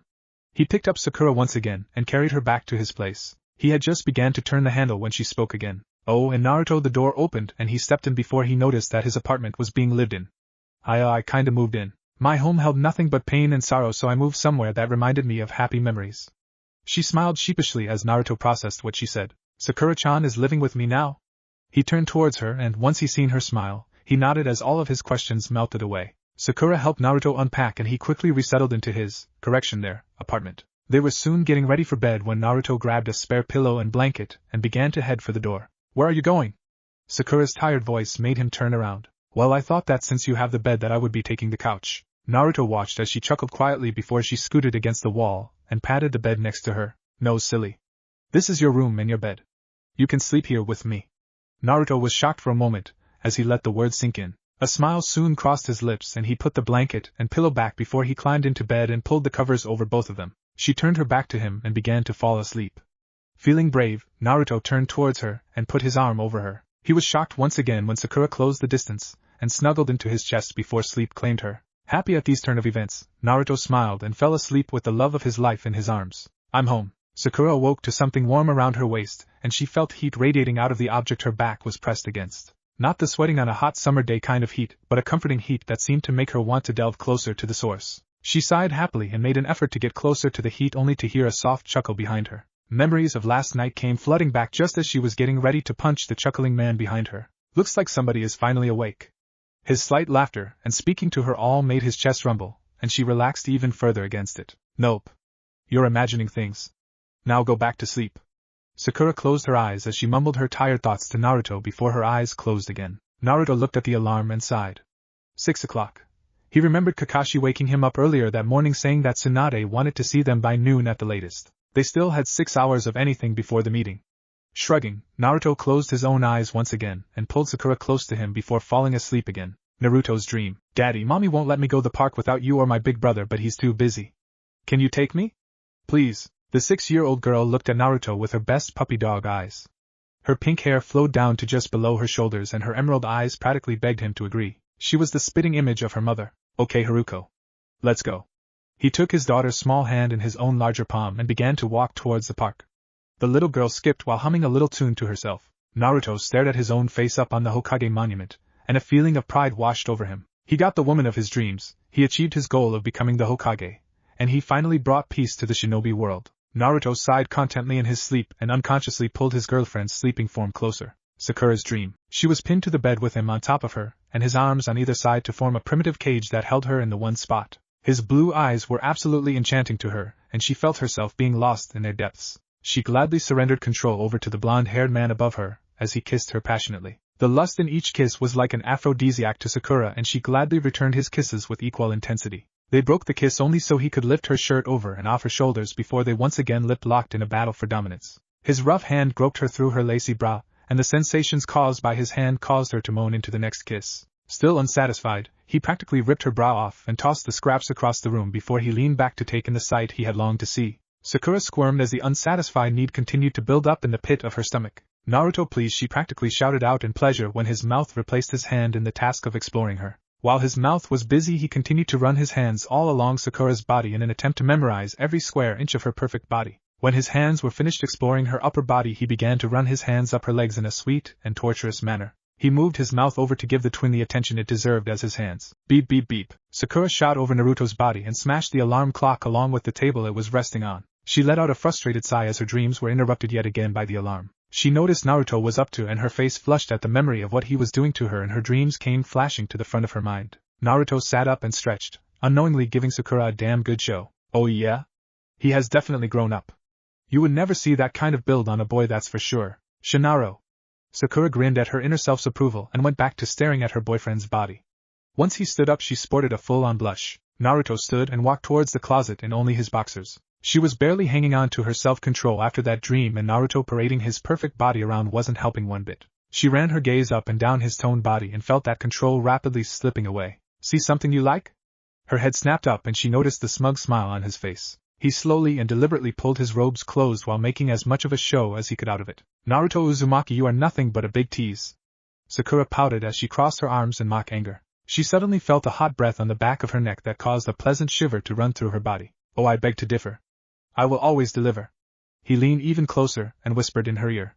No matter what the situation is. Then as fast as the warm tingle had appeared, it vanished just as fast. Sakura let out a shaky sigh and tried to calm her overloaded nerves. Every part of her was hyper-aware of the blonde in the bathroom. The sound of the shower starting brought more dirty images to her mind. She grabbed a pillow and screamed into it with the hopes of venting some of the sexual frustration as anger. It seemed to work too. She felt much better as she pulled the pillow away. That newfound calmness vanished when she felt cold steel on her throat. Do exactly as I say. Naruto walked out of the bathroom and glanced over at the empty bed. He heard a noise in the kitchen and went to see if Sakura was cooking. He came into the kitchen and his thoughts were confirmed at the sight of Sakura bustling around the small kitchen with multiple cooking utensils in hand. Something seemed off though. She looked concerned and a little frightened. Hey Sakura, is everything all right? He watched her lift her head with a smile that was quickly replaced by one of panic as her eyes widened at something behind him. He felt something pierce the flesh on his back and continue its destructive path until it punched its way out of his chest. Naruto looked down to see the top part of a sword protruding from his chest. Sakura's scream made him slowly lift his head to find her covered in his blood. He wanted to comfort her, but all that he could do was gurgle and cough up his own blood. You were always the dope, Naruto. Now I'm going to make sure you lose everything. The blade was ripped from his chest and a foot kicked his heavy and limp body into his table, causing it to break. He watched through dimming eyes as Sasuke grabbed Sakura by the throat and lifted her so she was staring into his now changed Sharingan. She was looking directly at the Manjikyu Sharingan. A few seconds later she broke out into a heavy sweat and Sasuke tossed her into the wall like a piece of trash. Sasuke the blonde was weak, but he forced the name out. Said man flipped Naruto over with his foot and raised his foot. Just die, you fucking demon. The foot came down hard on his face and the blonde blacked out. Sasuke breathed in a nice deep breath as he felt the bonds he had to these two snap. 2 down, 1 to go. He pulled up a chair and waited for the inevitable arrival of the last person on his list. Naruto. Sakura. Are you in there? Kakashi opened the front door and walked in casually. I actually beat you guys to the Hokage's office. What's up with that? He scanned the apartment until he noticed a foot just barely visible on the kitchen floor. He remained calm but pulled his headband up to activate his Sharingan. He reached the kitchen door and entered the room as he quickly ducked. Sakura was huddled in a corner whispering into herself incoherently as she stared at Naruto's still body. Kakashi was about to react when he noticed a presence behind him, but didn't have time as a lightning-covered hand tore through his shoulder, destroying a lung in the process. Kinda ironic, huh? You taught me the move that is killing you. The hand was pulled from Kakashi's body, and the silver-haired Jounin collapsed to the floor and remained still. The Uchiha turned his hateful eyes towards Sakura and spoke. Go and tell what has happened here before my mercy runs out and you join them. Sasuke then disappeared in a burst of lightning, leaving the emotionally broken Sakura to do her job. Sakura quickly caught Naruto as he lost his footing and stumbled. She heard him curse his body for not responding correctly, and gently put more weight onto Sakura's capable shoulders. Naruto had just been released from the hospital after a 2-week stay in what he called a boring hellhole, more torturous than a Ibiki on his good days. He was very adamant about his boredom after he woke up on his 3rd day in the room. It only took 2 more days for Sakura's elation to turn into general annoyance. The rest was history. But despite the massive temptations, she never hit him once yet. Forever gave her plenty of time to change that. They were now stumbling their way back to the apartment with Naruto cursing his dysfunctional limbs. Naruto felt embarrassed that he, the reincarnation of the Rikudo Senin, was being supported by his girlfriend back to his own house because he was stupid and dropped his guard for the few seconds that bastard needed to seriously hurt him. He mentally cursed himself for what seemed like the 100th time and shot out a hand to catch himself on a wall. Come on, Naruto. We're almost home. Sakura's gentle encouragement helped him push off of the wall and stagger the rest of the way home. He threw open the door, limped his way to the bed, and collapsed in a heap. Sasuke, I'm going to kill you for what you have done. He clenched his hands tightly and thought about his sensei. Kakashi was in critical condition and needed a new lung. His former lung was damaged by the Chidori and could no longer function correctly. Yet through it all Kakashi persevered. The one-eyed Jounin refused to give up. Then there was Sakura. Whatever happened there had put her in a catatonic state until Naruto woke up. When his blue eyes fluttered open, she surprised everyone by jumping up and hugging him to her chest. The poor nurses nearly had a heart attack when the motionless girl exploded into action. She had never explained what Sasuke showed her in the genjutsu, but whatever it was, it couldn't be good. Naruto. The voice was faint but familiar. He didn't pay any attention to it as more rage was pumped into his system. Sasuke was quickly becoming a goal, a person Naruto wanted dead by his own hands. Naruto, the voice penetrated the cloud of hatred in his mind. The voice definitely belonged to a female. She sounded worried. Once again the red cloud closed over the gap to plunge him back into his poisonous thoughts of death and vengeance that could only be achieved through the spilling of the Uchiha's blood. Naruto, please come back to me. Please, I need you.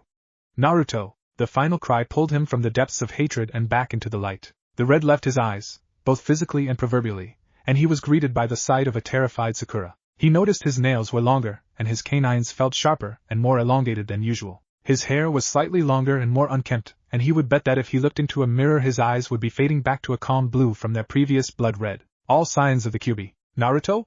He turned towards the timid voice and was met by the sight of Sakura's tear-streaked face. He also didn't miss the cut on her arm. Claw-inflicted cuts. The wave of nausea he felt from the knowledge made him almost vomit. He had hurt Sakura. He hurt the one person he has always loved. He hurt her even when he had always promised he never would. He stumbled backwards, eyes still locked on the gashes he had inflicted. Never once did he see the look of relief in her eyes. He never heard her happily call out his name. His eyes were focused solely on the red gashes marring her otherwise perfect skin. Only when he didn't respond to her did Sakura follow his gaze to her arm. Naruto, this is nothing. Hey, look at me. Her voice forced him to drag his sorrow-filled gaze up to her eyes. The tears in his almost broke Sakura's heart. I hurt you, I did that to you, Sakura. The lack of the honorific at the end of her name hurt when it came from Naruto. It also told her how much pain he was feeling for what happened when he wasn't in control. Naruto, you didn't hurt me. Whatever was just in control did. Not you, Naruto. She gently stated. His eyes fell back onto her arm and she realized that as long as those gashes were still there, he wouldn't be able to think clearly. She lowered a healing hand onto the wounds and quickly sealed the cuts. The pain faded with the cuts until both were non-existent. When she removed her hand, Naruto visibly relaxed. I'm so sorry, Sakura. His apology was silenced by her hand. Naruto, if you apologize anymore, I'm going to show you the other things Tsunade-sama taught me. I get that you're sorry, but it wasn't your fault. Now what just happened? Sakura's tone and posture did a complete 180 when she asked the question. Naruto took a deep breath. He had always been trying to avoid this question, always dreading the inevitable day that someone would ask and he would be forced to answer. It seems that the day he feared had finally come. He exhaled slowly before he began. 16 years ago the village was attacked by the Kyuubi. You know this. What you were never told was what actually happened. Sakura was about to voice her confusion, but Naruto continued speaking and cut her off. The Kyuubi was never killed. It was sealed away. However, the only thing that could hold it and survive the chakra integration was a human child. I was born on the 10th of October. Sasuke landed in the clearing and waited for his companion to show up. He began to think about his former teammates, and although a smile crept onto his face, he felt that slight twinge of guilt in his chest. He quickly and ruthlessly crushed that feeling and mentally scolded himself for feeling such things to his useless ex-comrades. He was ordered to prove his loyalty by slaughtering at least 2 of his former teammates, so he did. At least he thought so. He remembered that he twisted his sword slightly just before he plunged it into Naruto's back. That slight turn opened up the possibility that he may have missed the heart. He also could have hit Kakashi's heart, but he went with a lung instead. Why? His pondering was ended when the man he was waiting for appeared. The swirled mask made Sasuke slightly curious as to what lay beneath, but he disregarded the feeling. It's done. Sasuke stated this with the coldest voice he could muster, not even noticing how his voice cracked ever so slightly when he spoke the words. Very good, Sasuke. Now it's time we meet up with Orochimaru. It's about time your training began. The man turned around, the cloak with the red cloud shifted with the movement, and leapt away with Sasuke close behind. So you're the Jinchuriki for the Kyuubi? The question was barely a whisper. No doubt she was trying to take it all in. Naruto seen this blank look on her face as she stared at him. His stomach was doing flips from the fear he was feeling. Any moment now she would side with the villagers and hate him. She would probably spit on him a few times to get his taste out of her mouth, and then storm off leaving him alone for good. She might even request being switched to another team.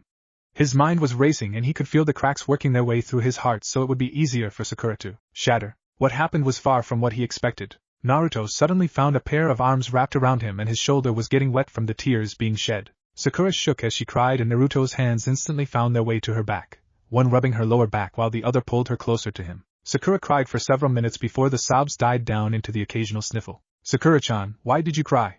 Naruto still rubbed her back gently but allowed his curiosity to be known. I cried because I remembered all of the times I was mean to you. All of the times I followed the adults' examples and all of the times you were kind to me regardless of my actions.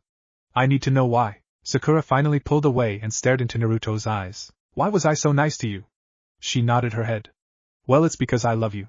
I always have and I always will. We were kids and you didn't know why the adults did that, but you knew it was for something that they thought was important, so you followed their example. I never blamed you. I could never, ever blame the beautiful pink flower named Sakura. He smiled at the end and chuckled in his head at how cliché the end sounded, but it seemed to have the results he was looking for. Oh, you baka! I love you, Naruto. She pulled him back into her, and they held each other close. Arigato, Naruto. You never gave up on me, and all I can say is arigato. I will always love you. She whispered into his ear, No, Sakura-chan. I should say arigato for giving me a chance. I will always be thankful that you did. Naruto closed his eyes and a few silent tears ran down his cheek. Revealing his secret brought them closer together instead of driving them apart like he feared. The mood was quickly ruined when the familiar scribbling sound began to sound from the window. Naruto felt anger and embarrassment build up and turned to see Jiraiya in the window, furiously writing in his research notepad. Don't mind me, Gaki. Just keep doing what you were doing and I'll have my next bestseller. Jiraiya grinned and kept his pencil ready, ignoring the stifling amount of killer intent that flooded the room all directed towards him. Senin, are you here for something? Naruto felt his fingers twitching in rage at being interrupted. Oh yes, Tsunade just sent me to make sure you got home fine.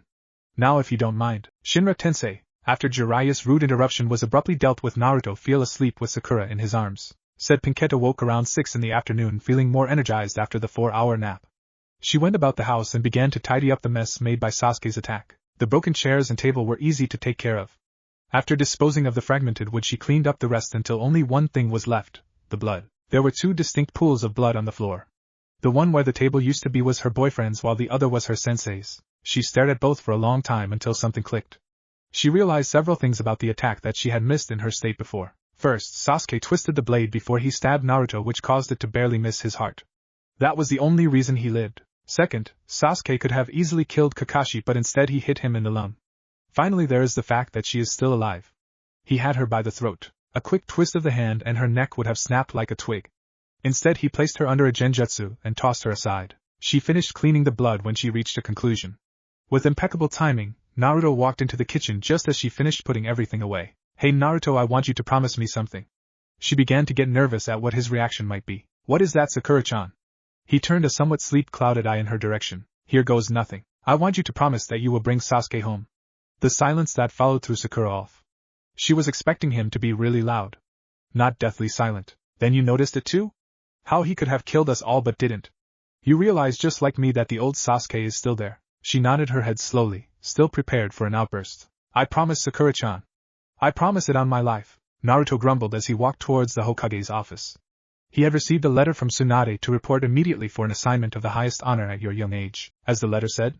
He had this strange, foreboding feeling with a sneaking suspicion about what it may be. He shot a quick glance towards Sakura and tried to calculate the odds of escaping her watchful eye and, as he recently found out the other day, her powerful fists. She had been healing him daily ever since he left the hospital 4 days ago, and he felt almost normal again. He had the occasional pain, but even that was disappearing as the Kyuubi's healing worked together with Sakura's to make him heal at an ungodly fast rate. Kakashi had also awoken today, and the couple had been on their way to see him before the messenger bird damn near dive-bombed Naruto's head. He realized that his odds were low after thinking for a few minutes. She had gotten so much faster and more nimble under Tsunade's tutelage along with her monstrous strength. Yet Naruto knew he was stuck on this trip, like it or not. Oh Naruto, you had better not try to run. I would hate to be forced to break your legs and drag you there. Then I would just have to heal your legs, and that's a big waste of time. Her way to innocent voice ended as the threat began. He gulped and nodded his head vigorously so she knew he understood. When her focus returned to her thoughts, Naruto allowed himself to start grumbling again. He muttered and cursed under his breath until they finally reached Tsunade's office. The shout to enter came before they could even knock. Ah Naruto, there you are. I trust the bird delivered the message in the best way possible. She smirked when Naruto childishly crossed his arms and pouted. What do you want, Bachan? We were going to see Kakashi before your bird tried to assassinate me. Naruto unfolded his arms when he noticed Tsunade go into Hokage mode. She shifted through several stacks of paper before she pulled out one and held it triumphantly before she handed it to Naruto, who quickly read over it. The paper confirmed his earlier suspicions. Is this for real? Naruto glanced up at Tsunade and she nodded. Yes, Naruto. You have now been officially promoted to the rank of Jounin for your aid in gathering several powerful new allies for Konoha in the form of the Akatsuki. For your first duty as a Jounin, I am assigning you a genin team with Sakura as your second in command. This will help you, Sakura, in building up leadership skills, and Naruto, this will help reinforce patience. Your team will meet you at the academy tomorrow at 12. Try to be on time. Sakura bowed and Naruto just sported his silly grin. Hi, dismissed. Seriously, where is our sensei? The voice belonged to a disgruntled genin with red hair and purple eyes. His hair was spiked and wild-looking, not quite like Naruto's but wilder than Kakashi's. His purple eyes were practically screaming boredom, and traces of a growing anger could be found if you looked hard enough. The boy's attire was rather simple, a black short-sleeved muscle shirt and a pair of black shorts. He always got picked on for his obsession with the color black, but that was because no one understood. Plain and simple. The redhead was surprisingly muscular, and easily filled out the muscle shirt. Shut up, Rikuga. He'll get here when he gets here. The girl leaned back in her chair, allowing her shoulder blade-length brown hair drap down behind the chair. Her unusual golden eyes conveyed extreme laziness along with her posture. Her dark blue tank top framed her surprisingly shapely body and announced the fact that she was more advanced than other girls her age. Her small and sleek frame must have only reached about the same height as Naruto when he was younger, and before he was given the abilities of the Rikudo Senin. The white shorts finished the picture of laziness to the point where even Shikamaru would be impressed. I'm going with Mikasa on this one. The final boy had sky blue hair with blue eyes. He looked calm and composed but had a slightly aggressive air hanging around him. His green shirt held a black triangle with an eye in the center on the back, and his black pants completed the outfit. He sat forward in his chair and glared at the door as if he was willing his sensei into the room. Thanks a lot, Shiro. Rikuga sulked over to a far desk and sat down only to fall over when the door was thrown open. The robed man walked in, and the two things they noticed right away were the whiskers and his eyes. Before they could say anything, the blonde stepped aside so a pink-haired girl could walk in beside him. Get to the roof, you three. The blonde and pinkette disappeared before a single sound could cross their lips. How about you tell us a few things about yourself? We'll start. Naruto looked to Sakura and she smiled and nodded. My name is Sakura Haruno. My likes are my boyfriend, medical ninjutsu, reading, and smashing perverts into a fine paste. My dislikes are how much ramen my boyfriend can eat, perverts, and people who hate others because they don't understand them. My goals are to get married to my wonderful boyfriend and surpass my teacher, Tsunade-sama, in medical ninjutsu. She smiled at Naruto, who began his introduction. My name is Naruto Uzumaki. My likes are my beautiful girlfriend, eating at Ichiraku's ramen, having a full gamachan, and my friends. My dislikes are missing ninja who left for no reason other than money or petty arguments, when Sakura-chan is about to smash my face in, and hatred. My goals are to become the best Hokage ever, end the cycle of hatred in the shinobi world, and marry my girlfriend. Okay, now you go. Naruto pointed at Rikuga, who sighed. My name is Rikuga Azu. My likes are training, eating, and girls, definitely girls. My dislikes are egotistical bastards, traitors, and snakes. My goals are to marry a nice girl and have a family along with maybe joining the ANBU. Rikuga relaxed and looked at the girl. My name is Mikasa Senju. My likes are reading, occasional training, and sleeping. My dislikes are intense labor, repetitive tasks, and alarm clocks. My goals are to master my Kekai Genkai and to beat Shikamaru Nara in shogi or chess. The girl promptly closed her eyes and laid down. My name is Nabatora Shiro. Most people use my names interchangeably. My likes are intense training, studying Jujutsu, and the rest is personal. My dislikes are anyone trying to kill me. My goal is to achieve a new Jujutsu to pass down through my family. Naruto and Sakura looked at each other, and knew that this was going to be an interesting team. Okay, your first test is tomorrow. Eat good and rest up. With that, Naruto and Sakura vanished, leaving the genin to their own devices. Sakura fell to the floor laughing, pulling Naruto and his tickling fingers with her. It all started with a little smudge of cake batter on his cheek, which escalated into the kitchen sink hose being sprayed everywhere, and now Sakura found herself on the floor, gasping for breath, and begging for the onslaught of tickling fingers to stop. Naruto laughed hard as Sakura was finally able to get a hand on his and tried to pull it away. Unfortunately for her, the laughing reduced her strength to nothing and he was in complete control. Oh God, Naruto, please stop. She stuttered when she tried to suppress another bout of giggles, but a slight adjustment of his hand brought them on in full force. Then she felt the boots come off. Don't you dare! His mischievous grin said it all.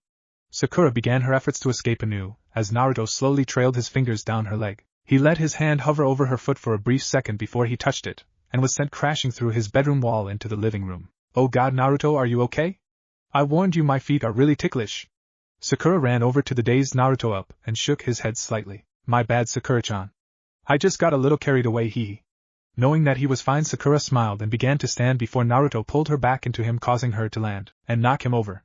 They quickly realized what position they were now in and blushed slightly, the pink just dusting their cheeks. Sakura was straddling Naruto dangerously close to the area that made Naruto a man. The mood changed instantly. Adult content coming up. Sakura's jaded orbs became clouded with desire, as all of those dreams came flooding back to her memory. Now she was curious to find out if Naruto was as skilled as he was in her dreams. He must have had the same idea because her eyes locked with his and she almost gasped at the amount of lust poured into his eyes, all for her. His lips shot up to capture hers in a passionate kiss.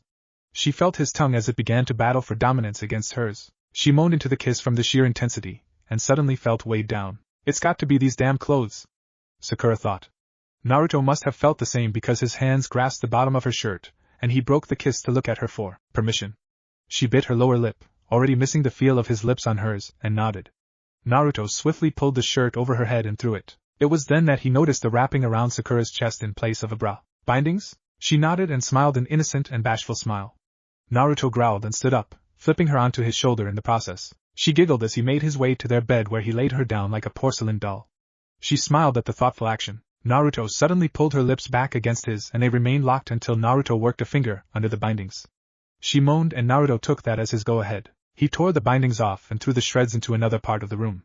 He took the time to run a hungry gaze down her now exposed chest. He couldn't do enough to display his approval and decided to do it using the hands-on method like he always did. As soon as his hand made contact with her sensitive flesh, Sakura gasped and arched her back into the pleasurable sensations. Emboldened by her actions, Naruto quickly replaced his hand with his mouth. The incredible feelings pushed her to the brink of insanity, and she wanted to get that final push into the blissful abyss that waited just beyond her grasp. Naruto repeated his actions on her other while a free hand came up to message her now free and occasionally tweak her to elicit a sharp gasp from her. During this time his other hand had already pulled off the skirt. All she had left were her panties and skin-tight shorts. Her hand suddenly stopped his, and he pulled his head back to look at her curiously. Am I doing something wrong? You know I'm a virgin and, no, that's not it at all. I think it's only fair if you get undressed too. She smirked as his faintly pink cheeks began to look like her hair. Regardless, Naruto stood up and pulled the robe off so he was standing in nothing but his boxers. Sakura didn't move and Naruto finally realized that he was supposed to strip completely.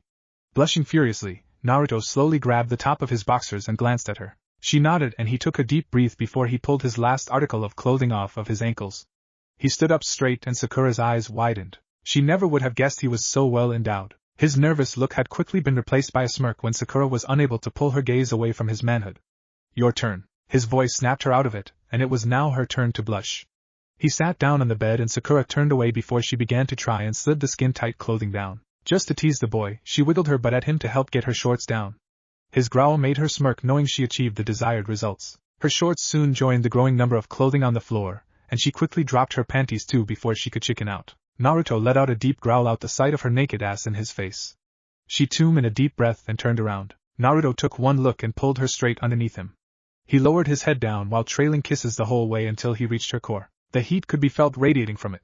He took a finger and began to stroke her, which gave him the satisfaction of watching her back arch, and she began to pant softly from the building tension. He rubbed his thumb across a bundle of nerves and the amazing sensations finally pushed her over the edge. Oh my god, Naruto! He quickly silenced her with a kiss. He didn't need everyone to hear them as they made love for the first time, although he was feeling pretty smug about the fact that he made her shout his name. She finally collapsed back onto the bed covered by a thin sheet of sweat.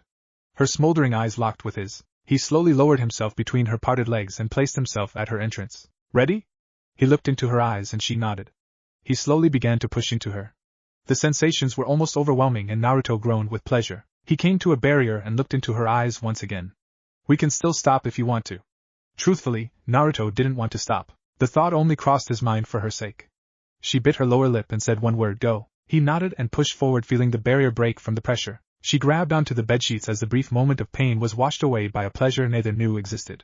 He began to set a rhythm that Sakura soon joined. She met him thrust for thrust as the two began to focus on relieving the fiery tension building up inside of them. The rhythm began to speed up until the room was filled with the sounds of grunts and moans accompanied by the ever-present sound of skin slapping against skin. Naruto opened her legs up wider and thrust deeper than before.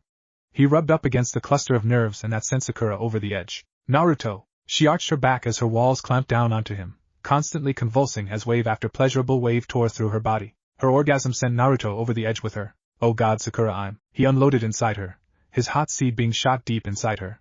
Her muscles continued drawing out the orgasm by milking him for every last drop. He finally collapsed on top of her, panting hard, and they both smiled. Making sure he remained inside of her, Naruto shifted them so they were spooning. You know you can now, right? Sakura giggled. Why would I want to leave this paradise? Naruto whispered into her ear. She smiled at his words and snuggled into his warm body. There they fell asleep in each other's arms. 4 in the morning, my ass. Rikudo paced back and forth in front of the 3 posts that 2 of the 3 present were using as backrests. Unlike their teammate, Nabatora and Mikasa didn't have an unreal amount of energy to waste, so they found themselves dozing off at the base of 2 of the posts. The pacing continued, and in Nabatora's exhausted state it was like each blade of grass was a window being shattered as they were flattened by the reed head's feet. The noise made Nabatora grit his teeth as the anger and annoyance finally reached the boiling point. Why must you? Just sit down and be fucking patient like the rest of us. The shout initiated a stare down between the two. Both were irritated, but one was due to exhaustion while the other was from being shouted at. No. I'm tired of waiting patiently while our sensei is 2 hours late. Both of them. The two began to argue back and forth while Mikasa slept soundly, easily ignoring the annoying background noise. Morning. The start of a new day that provides new opportunities. It would be a fantastic part of the day, except it had one flaw. Just a tiny problem. With the morning came that troublesome thing called sunlight. The very same thing that was beating on Naruto's closed eyelids, demanding that the barriers had to be removed from the blue orbs beneath. He groaned and shifted his head so the hair his chin had been resting on was now blocking the sunlight. Yes, much bet. Wait a second, hair? Soft hair at that. Naruto began his morning mental routine of sweeping the mental cobwebs from his mind, trying to think of whose hair was now in his eyes without doing the strenuous task of lifting his eyelids. Okay, let's see here. Yesterday I remember going to see Bachan and received a promotion to Jonin rank along with a surprise genin team. He also remembered that Sakura was his second in command on the team. After that he remembered ending up tickling Sakura after a small food fight, and they started kissing before they, as his mind recalled the events of last night, his eyes opened on their own and a smile spread across his face when all he could see was the head of soft pink hair pressed into his face. His arms were wrapped around her waist and chest. The feeling of skin on skin confirmed his memories, and the smile grew even bigger. Although that wasn't the only thing growing, thanks to the feeling of Sakura's naked body pressed against his and the memories of last night's sensations. I know that you're a stamina powerhouse, but you need to remember that I'm not. Sakura mumbled, still keeping her eyes closed, and was just basking in the feeling of her boyfriend's naked body pressed tightly against her own. She felt his hot breath on the back of her neck, and the feeling sent a pleasurable shiver down her spine. Well, I wouldn't mind another round, Naruto whispered into her ear before he began slowly trailing kisses down her neck. As much as the girl wanted to let him keep going, she felt this nagging feeling like they were forgetting something important. Then there was the fact that she was fairly sore after the workout she had last night. Down, Fido. Sakura giggled. When he kept kissing her, she realized that she would have to lead by example. The cold air on her back was like swimming in a lake of ice after having been pressed against the human heater named Naruto for the whole night. After her initial shiver was over, Sakura stretched her arms above her head as she felt her stiff and protesting muscles begin to loosen up with the action. She suddenly felt a tingling feeling on the back of her neck. The same feeling she got when she was being watched. Spinning around to face the bed, she watched Naruto as he ran his eyes over her body slowly, imprinting every curve and every inch of her body to memory. It was only when he rolled out of the bed, erection and all, did she notice her own state of nudity. She blushed and began to pull together her outfit for the day. A thought stopped her movements and brought an innocent smile to her face. She quickly took up the whole innocent demeanor and dropped the clothing. Naruto was already in the kitchen pulling together a breakfast, thanks to the fact that his robe is much easier to get off or on. She walked into the kitchen naked and began to gather her own food, completely aware of the dumbfounded expression Naruto was giving her. Sakura-chan, I'm not complaining or anything, but you do know you're naked, right?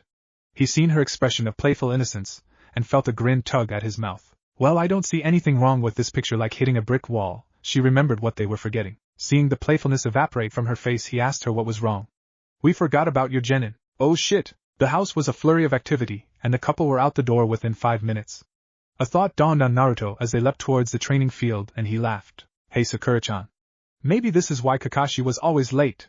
They both laughed, but neither one dismissed the idea. Maybe that was the answer to the great mystery of Kakashi's legendary lateness. You're late. The feeling of déjà vu washed over Naruto and Sakura as the reed head proclaimed loud enough to wake his teammates. Naruto grinned at the comment, but Sakura decided to complete the moment. Sorry. We got lost while walking the path of life, Sakura said nonchalantly. It took a few seconds for both of them to burst out laughing after she used her own sensei's excuse for being late. The three genin looked completely lost and confused as they waited for the laughter to die down. What's so funny? Rikudo demanded. The older shinobi were finally able to compose themselves. After a few more deep breaths, the young redhead found his question completely ignored, and it irked him to no end. Okay, you three, let's see what you've got. To pass, you must capture me. I can promise you that it will be near impossible to do, but you must find a way. First one to complete the objective passes, while the other two are sent back to the academy. No questions. Begin when you're ready. Naruto turned around and walked over to a tree before he plopped down and rested his head against the bark. Sakura came and sat next to him. The three genin were confused at the turn of events, but they all silently charged. When they were within 5 feet of the duo, Naruto lifted his hand and spoke, eyes still closed. Shinra-tensei. The trio didn't know what hit them as they were lifted off of their feet and flew about 20 feet back, each landing with a thud. Mikasa groaned and lifted her head to try and locate her teammates. They were scattered across the training field, each one looking just as confused as her. Next she turned her golden eyes on where her sensei was and saw he was standing and stretching like he just woke up from a nap. She began to think about the previous minutes to piece together a strategy, only to see the blonde smirk and disappear. What? How? Mikasa almost panicked before she noticed the faint after image that was still there. So it's speed, huh? She quickly factored in the new information and adjusted her planning accordingly. By now both Nabatora and Rikudo had regrouped around her, and were scanning the area for their sensei. The same sensei that appeared right in front of Nabatora. What the blue-haired boy tried to leap back from the open hand reaching towards him, just barely escaping the outstretched hand. Bansho Tenin. Nabatora found himself being pulled towards the hand. What sent the chills down his spine was the fact that he wasn't voluntarily moving towards it. In fact, his feet weren't even on the ground.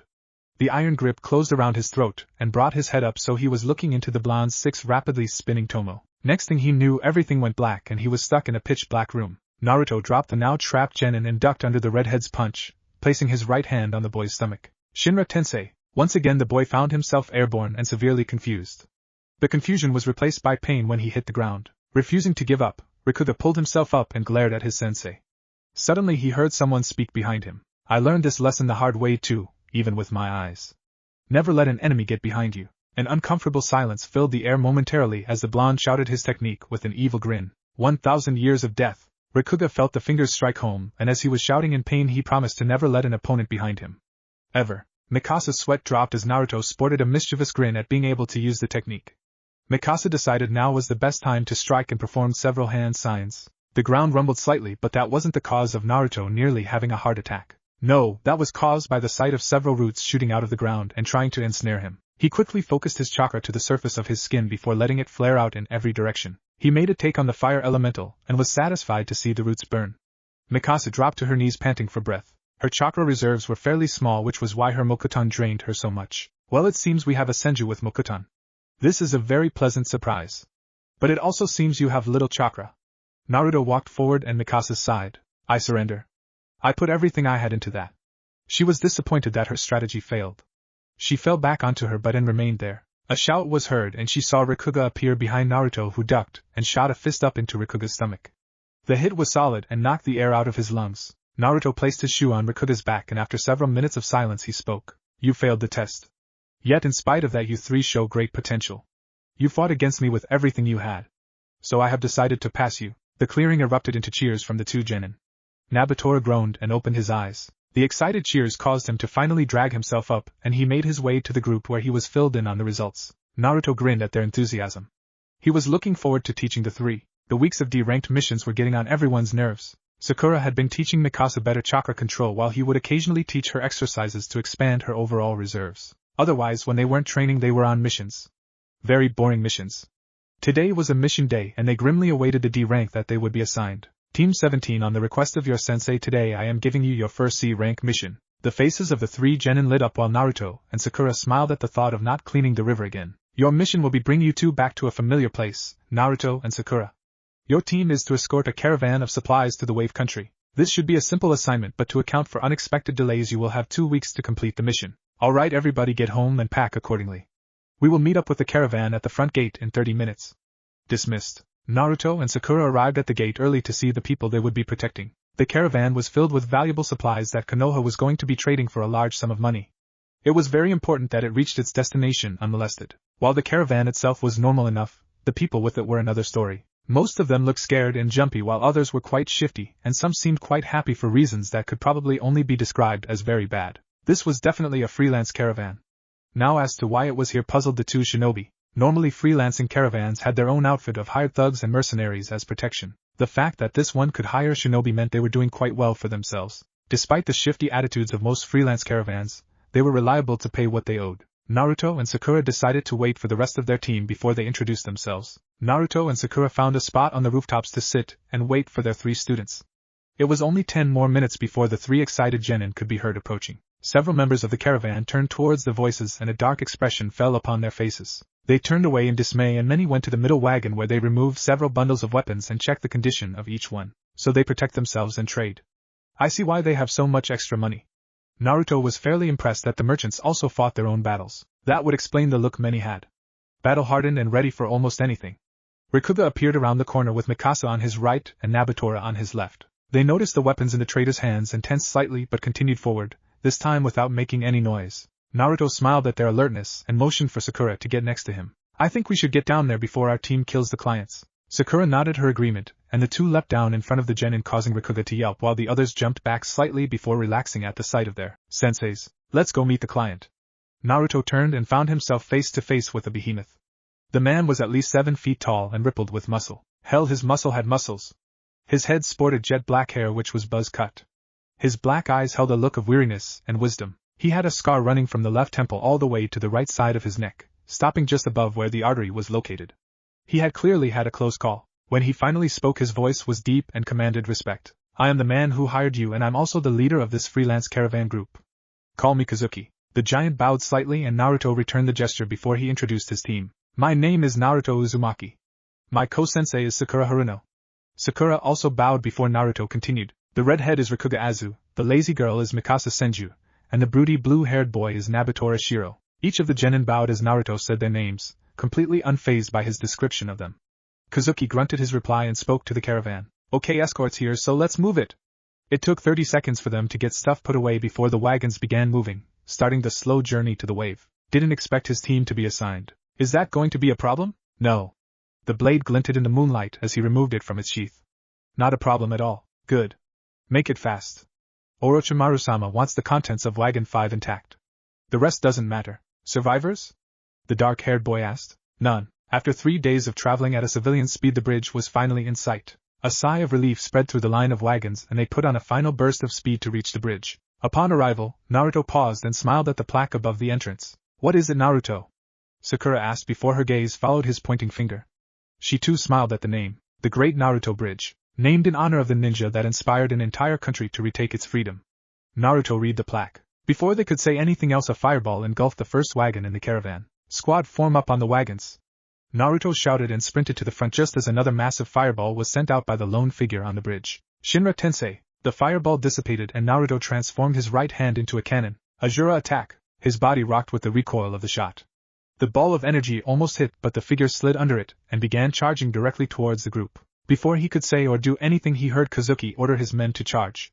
About 20 went out with the first group, all armed and trained. When the two sides collided, Naruto watched with a newfound respect for his enemy. The person weaved gracefully between targets. He never wasted time with unneeded swordplay, striking accurately and lethally. It took 15 seconds for the 20 men to be cut down, and the figure continued to approach. Naruto charged out to meet the enemy. As soon as the blonde was a good distance away, 5 shinobi appeared around the caravan. Sakura recognized them from the bingo books. The Sound Ninja 5. It didn't take long for her fight to get underway. Naruto heard the sounds of combat behind him but knew he had to fight the opponent he was charging towards. Sure, he could help his team in their fight, but a man as strong as his mystery opponent wouldn't sit back and watch the action. No, he would want to be right in the middle of it. It was better to take care of him first. He was curious as to the identity of his combatant, but soon he would be able to see his face. A series of quick hand signs from his foe produced a third fireball which forced Naruto to drop to the ground and slide under the fire. Naruto lifted his cannon arm as soon as he could and almost fired. The only thing that stopped him was the Sharingan eye staring at his own, and the promise he had made to Sakura. Sasuke? The Uchiha didn't have anything staying his attack, which was executed in the form of a downward slice with the hope of splitting Naruto's skull in half. Naruto sent out a small push that forced the blade back and slammed a foot into Sasuke's stomach. Sasuke coughed but grabbed his leg and went to break his knee. Naruto stopped him with another Shinra Tensei and rolled to his feet. He returned his hand to its normal state and watched the Uchiha get up. It seems I didn't kill you last time. I'll correct that mistake here and now. Sasuke retrieved his sword and started to run lightning chakra through it. Naruto unsealed his own from his wrist and ran wind chakra through his sword. Without any other words, the two charged and clashed metal on metal. Sasuke was slightly shocked when Naruto's sword began to cut through his own before he remembered something. Lightning is weak to wind. The black-haired boy barely pulled his sword away when Naruto kneed him in the stomach and swept his legs out from under him. Sasuke slammed into the ground and rolled just as Naruto was about to knock him out. 5 powerful signatures suddenly appeared behind him, and he ducked just as they landed beside the injured Uchiha. Did you get it? Sasuke asked in between breaths. No. We were beaten back but managed to kill at least a third of them. We also think one of the dead may be a Konoha shinobi. Last I checked, she was near death after fighting off 3 of us. The man tossed aside what looked like a blood-covered bone sword and Sasuke nodded. We will see you soon, Naruto. Sasuke smirked before they disappeared. Naruto immediately bolted back to the wagons. When he arrived, bodies were everywhere. Kazuki's left arm was bandaged, but he still helped attend to the wounded or would help rescue teams bring in the injured. He was looking for his team frantically. The words of one of the shinobi rang clearly in his head. Close to death. Sakura? Sakura.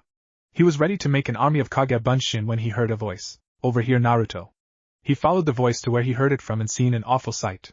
Sakura was wounded everywhere but had given herself quick medical treatment. She now had her healing hands hovering over the bodies of his 3 genin. Each one had suffered a nasty assortment of wounds except for Nabutora. When he asked Sakura about that, she explained that all of his wounds were internal. Realizing that Sakura couldn't do any more, Naruto quickly created 3 clones and had them carefully bring his genin into the town. After an hour, 2 figures appeared on the bridge. Upon closer inspection, Naruto realized that the figures were Tazuna and Inari. Tazuna approached Naruto with a sad smile. This isn't the kind of welcome a hero deserves. I'm very sorry. Naruto held Sakura bridal style in his arms. She had insisted on helping treat the other wounded and had made it 3/4 of the way before she passed out from chakra depletion and her own wounds. The caravan had lost about 13% of the total members, but through those sacrifices they were able to save all of the supplies except from the first wagon. Kazuki was surprisingly understanding of the losses. I know who Sasuke Uchiha is, so I'm actually quite happy. We didn't lose nearly as much as we could have. That was what he said when Naruto questioned him about his attitude. He was surprised that Sasuke was quite infamous but was happy at the logical decision Kazuki had come to. Naruto had to admit that Sasuke had indeed become strong. He felt Sakura shift in his arms and clench her arm in pain. She had torn several muscles in her arm but still followed the code of the medicine. The team comes before you. Basically that meant that unless your injuries impeded your work, your comrades were to be healed first, then you could heal yourself. He heard her labored breath that signified the pain each bump brought, but he couldn't do anything about it. Or could he? Naruto began to sift through the sage's memories looking for any technique his eyes may hold for healing. They were within sight of the town when he stopped. He remembered something that Nagato had done when using the 6 paths of pain technique. If one of the pains were destroyed, then the one that always remained in the back would come forward and summon up something that Naruto couldn't see. The injured pain would disappear before emerging completely healed. Naruto figured, hey, if Nagato could do it, then so can I. He began to concentrate on healing Sakura. He committed everything, mind, body, and soul, to the task. He suddenly felt a strange sense of recognition and spoke without meaning to. Rikudo. He was startled when a circle of purple flames lit up the ground from which a head emerged. The head possessed a set of Rinnegan, and Naruto was thrown off when he found that he was looking at both the head and himself. This must be the shared vision that Nagato was talking about. He could only imagine the benefits an extra pair of eyes would be on the battlefield. The mouth suddenly opened and a tendril-like arm emerged and pulled Sakura from his arms. To his horror, the arm pulled Sakura into the open mouth and the head began to chew. Naruto's stomach dropped and his heart felt like it was being constricted. He could only watch as the head continued to chew Sakura like a piece of food. After several minutes the mouth opened and Sakura stumbled out looking completely bewildered. And healed. Naruto nearly jumped for joy and silently thanked his abilities. He felt a huge grin appear on his face and embraced Sakura in a tight yet careful hug. Naruto, what just happened? Sakura just remembered having a bright light hit her face, and as he followed it, it took her out onto the bridge with Naruto waiting for her. I summoned some sort of head to heal you because the sight of you in pain hurt. I hate seeing you in pain. Anyways, the head began to chew on you, which scared the shit out of me when you suddenly fell out perfectly healed. Naruto shrugged it off like being munched on was a common occurrence to him. Before Essie could scold him for turning her into a snack, he took her anger away with a deep kiss. So you two finally got together, huh? They both turned to see a grinning Tazuna. The last wagon was just disappearing around the corner into town. Naruto grinned and nodded while Sakura gave a small, yet honest, smile and nodded. They both had just the smallest amount of pink gracing their cheeks. Tazuna laughed and patted Naruto on the back. I figured you would get her sooner or later. Congrats, kid. The mood was dampened when Inari came sprinting back from the hospital with news on a more somber series of events. Hey Naruto, I got good news for you. The boy was panting slightly from his long sprint across the now thriving town. Well, let's hear it. Naruto was anxious to know what was going on with his team. They were able to treat the injuries thanks to Sakura. Your team should be ready to go by noon tomorrow. Naruto was shocked at the recovery time. How is that possible? His flabbergasted expression would have been priceless if the situation was different. Well kid, thanks to the bridge here we became quite prosperous. We used that money to revamp our hospital and purchase top-of-the-line medicine. And it's all thanks to a bunch of kids. Tazuna laughed at the irony of his words. He had said the same words when he first met them but with such a different tone. Now his entire country was in debt to those 3 genin. Well, should we go check on our team, Naruto? He looked down at the sound of her voice and smiled. Yes, Sakura-chan. Let's go. It had been 2 days since they arrived and checked into the hotel room Tazuna had reserved for them. It was quickly apparent that the locals still remembered them, considering they had to fight through a crowd of fans that had quickly congregated around them. It looked like they were wading through a river of hands which, if you think about it, was exactly what they were doing. At one point during their swim a man accidentally hit Sakura in the face. The group of people around him started shouting, but it was Naruto who reacted the worst. Get back! We've had a long-ass journey here and we just want to rest. When Sakura got hit, Naruto's eyes flickered to red briefly. In a deeper voice he shouted once more, I said get the fuck away. A shockwave shot out in all directions and carried the crowd with it. In those 3 seconds the group of shinobi vanished. Naruto opened the 8th-story window, otherwise known as the top floor and Naruto and Sakura's temporary abode, and slid into the room. He could hear his genin 1 floor below, and groaned at how loud they were. He carried Sakura to the bed and gently lay her down. I could have walked. You know that, right? She said while still smiling at his kind gesture. Yeah, Naruto said with a shrug of his shoulders, but I like having you in my arms where I know I can protect you. The words caused Sakura's smile to grow softer, as he took off his stained robe. Beneath his usual robe he took to wearing a secondary set of clothing in case of the slight chance that the robe may get forcefully removed during a fight. He wore a white short-sleeved shirt that had the same pattern as the robe on its back. The 9 tomo with the Rinnegan-like pattern had practically become Naruto's new symbol, although he did still wear the Uzumaki swirl on both shoulders. The magatama around his neck could be seen clearly due to the fact that the shirt had been cut open by Naruto himself for the very purpose of showing off the markings. His pants were a pair of black shinobi pants with a strange series of symbols ran up the outside of each leg before circling around the waist. Naruto would always tell people that the meaning of the markings would be revealed in due time. Naruto slid his shirt off of his shoulders and on his back were 6 of the 9 tomo except they were arranged like his eye where the tomo were located on the Rinnegan. The magatama on his chest gave off a very dim blue glow. The glow was natural, which fascinated Sakura that his skin would actually glow. He moved towards the door to make sure it was locked before shedding his pants and climbing into bed in nothing but his orange boxers. Orange. Seriously, leave it to Naruto to always have orange somewhere on him. She felt his arms encircle her and pull her close. She rested her head against his chest and, between the heat he gave off and his steady heartbeat, she soon fell asleep. Naruto woke up to an empty bed and found himself frowning instantly. He hated waking up without Sakura in his arms. He glanced at the clock and his frown turned into a look of confusion when he noticed it was 2 a.m. He sat up when he heard a noise and seen a ray of light shining beneath the bathroom door. He heard the noise again and got up to make his way towards the bathroom. Just as he was reaching for the handle, the door opened and Sakura jumped in surprise. She looked much paler than usual and seemed drained of her energy. Hey Sakura-chan, are you okay? He asked while continuing to take in her state. Yeah, I'm fine. Why do you ask? He noticed the tiny quiver in her voice and instantly knew she was lying. Before he called her out on it, he looked into her eyes and seen the almost pleading look that basically said just drop it please, and his plan dissolved into thin air. Okay Sakura-chan. Let's go back to bed. He turned around and missed the pensive look on her face. I should have covered up on the trip during that storm. Now I'm sick. Great. Naruto woke up at the usual 6 a.m. and heard Sakura in the bathroom again. He frowned and this time he came into the bathroom to see her leaning against the wall looking absolutely exhausted. How long have you been in here? Naruto stated it as a question that she would answer. Since 4 in the morning? Guess I'm pretty sick, huh?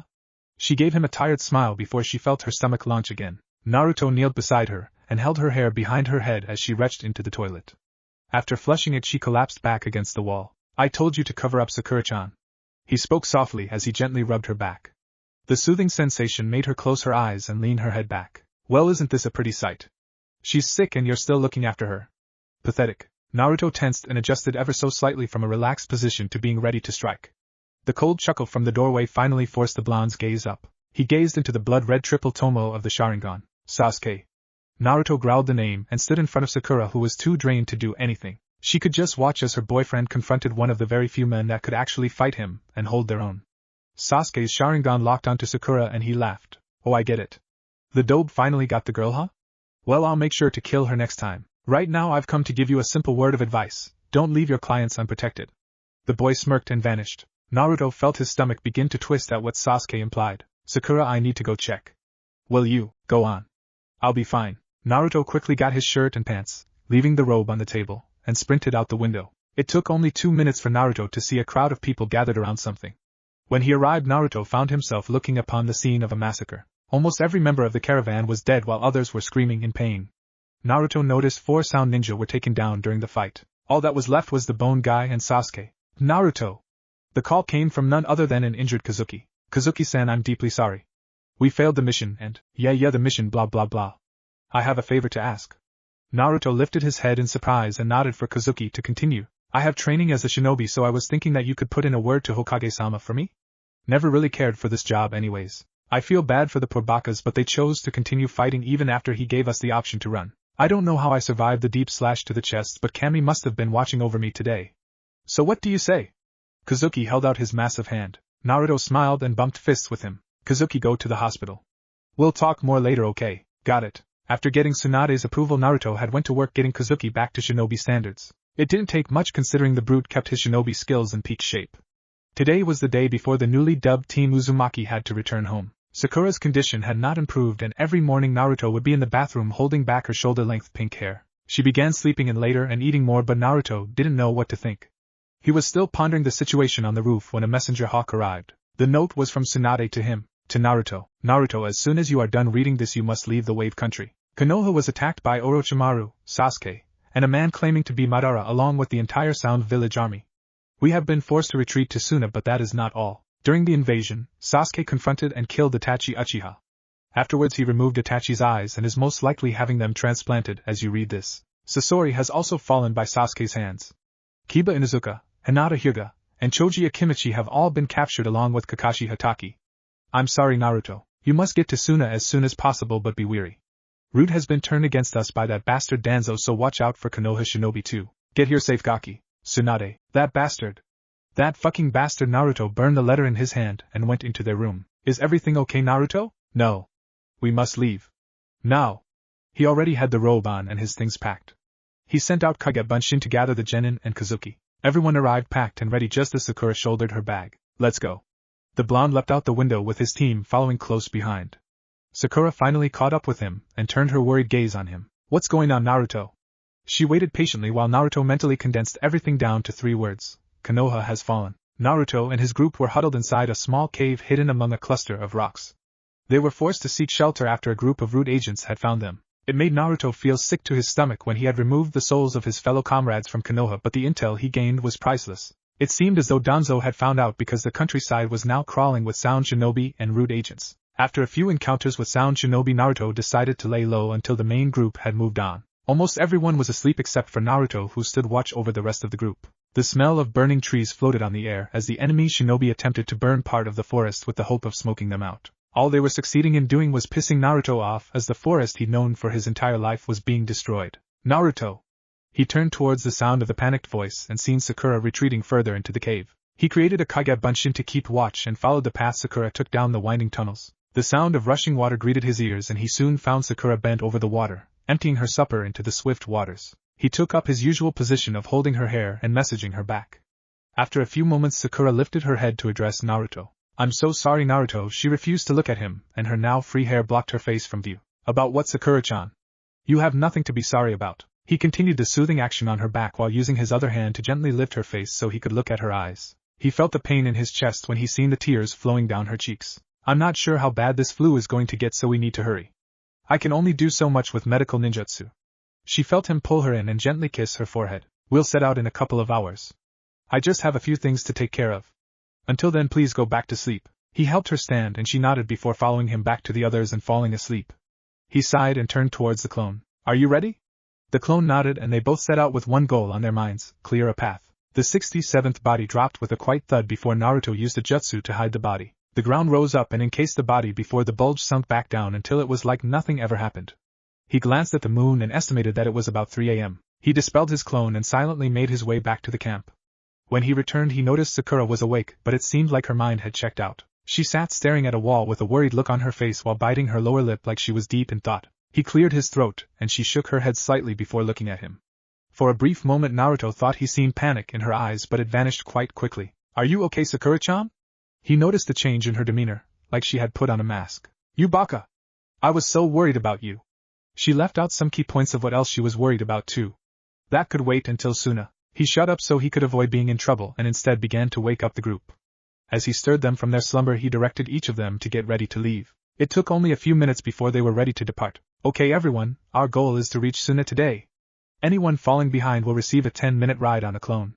Besides that there will be no breaks. Let's get going. 5 p.m. rolled around and Naruto found himself and his team in his friend's office. The Kazekage and the Hokage had both greeted him warmly, and he had given his report of their encounters. Now he was waiting for the location of his lodgings and any other information he may need. Well Naruto, I was able to pull a few strings and reserve the last few rooms on the top floor of the hotel you requested. Just go to the desk and tell them your name. It's good to see you still alive my friend. Gaara gave Naruto a rare smile and dismissed them, but Naruto and Sakura both remained to ask one last question. Hey Bachan, we're going to need your help. Sakura has been sick recently, and we have no idea what's going on. I'm bringing her to the hospital, but I would feel a lot better if you helped us out. Naruto ignored the glare Sakura gave him when he basically announced that he made the decision without her consent. Gaki, if you keep calling me that, I'm going to bury under this goddamn desert. I'll meet you there. Tsunade vanished in a cloud of smoke which threw the two young jounin off. Tsunade almost never did that. They quickly did the same. After several minutes they found themselves in a room with Tsunade doing a diagnostic scan of Sakura's body. So Naruto, what happened in Wave Country? Why was the mission a failure? Tsunade glanced at him out of the corner of her eye. Sasuke. He clenched his hand briefly before it relaxed again. He was obviously beating himself up for what happened to the people in the caravan. So many lives senselessly ended in a massive slaughter. Under Tsunade's eyes widened and she double-checked the area one more time. Her gaze became steely and settled on Naruto. When was the last time you had sex, either of you? Both Naruto and Sakura blushed at such a personal question. They answered anyways because they knew that with Tsunade there really was no other choice. About 2 or 3 weeks ago. Why? The exact same answer came from both. And who was it with? The blush stained their whole faces now. Naruto prepared to answer by moving next to the door. With Sakura, his hold on the doorknob tightened in preparation to flee. That's what I thought. She removed her hands from Sakura's form before continuing. Well, it seems you didn't use protection either. Don't even try to argue, Naruto. I guess I should get on with it. She smiled the couple as Naruto went to stand beside Sakura. Well, Sakura, you aren't sick. No, instead you're pregnant. Naruto breathed a sigh of relief, Tsunade's words still not registering yet. Well, I'm so glad that you aren't. Wait, what? His eyes were wide as he stared at Tsunade. How else do you want me to say it? You knocked her up. She's got a bun in the oven. You're going to be a father. Tsunade emphasized the last one by smacking Naruto on the head. Awa, what was that for? He rubbed the sore spot gently and glared at the Hokage. That was for getting my best student pregnant. She then pulled the boy into a hug. And this is for finally realizing your dream of having a child with Sakura. Congratulations, you two. She pulled away and left the room to fill out the necessary paperwork so she could give them both some time. Sakura had expected to hear that since the cave and was now apprehensive about how Naruto would take it. I'm going to be a father. His tone was that of someone far away. Sakura felt almost crushed at the tone but tried to cover her feelings with a poor attempt at humor. Surprise. Her voice was weak, yet Naruto turned his head towards it. They stared at each other for several seconds before the blonde began to smile. I'm going to be a father. The voice sounded much warmer now and Sakura smiled. I'm going to be a father and Sakura-chan is the mother.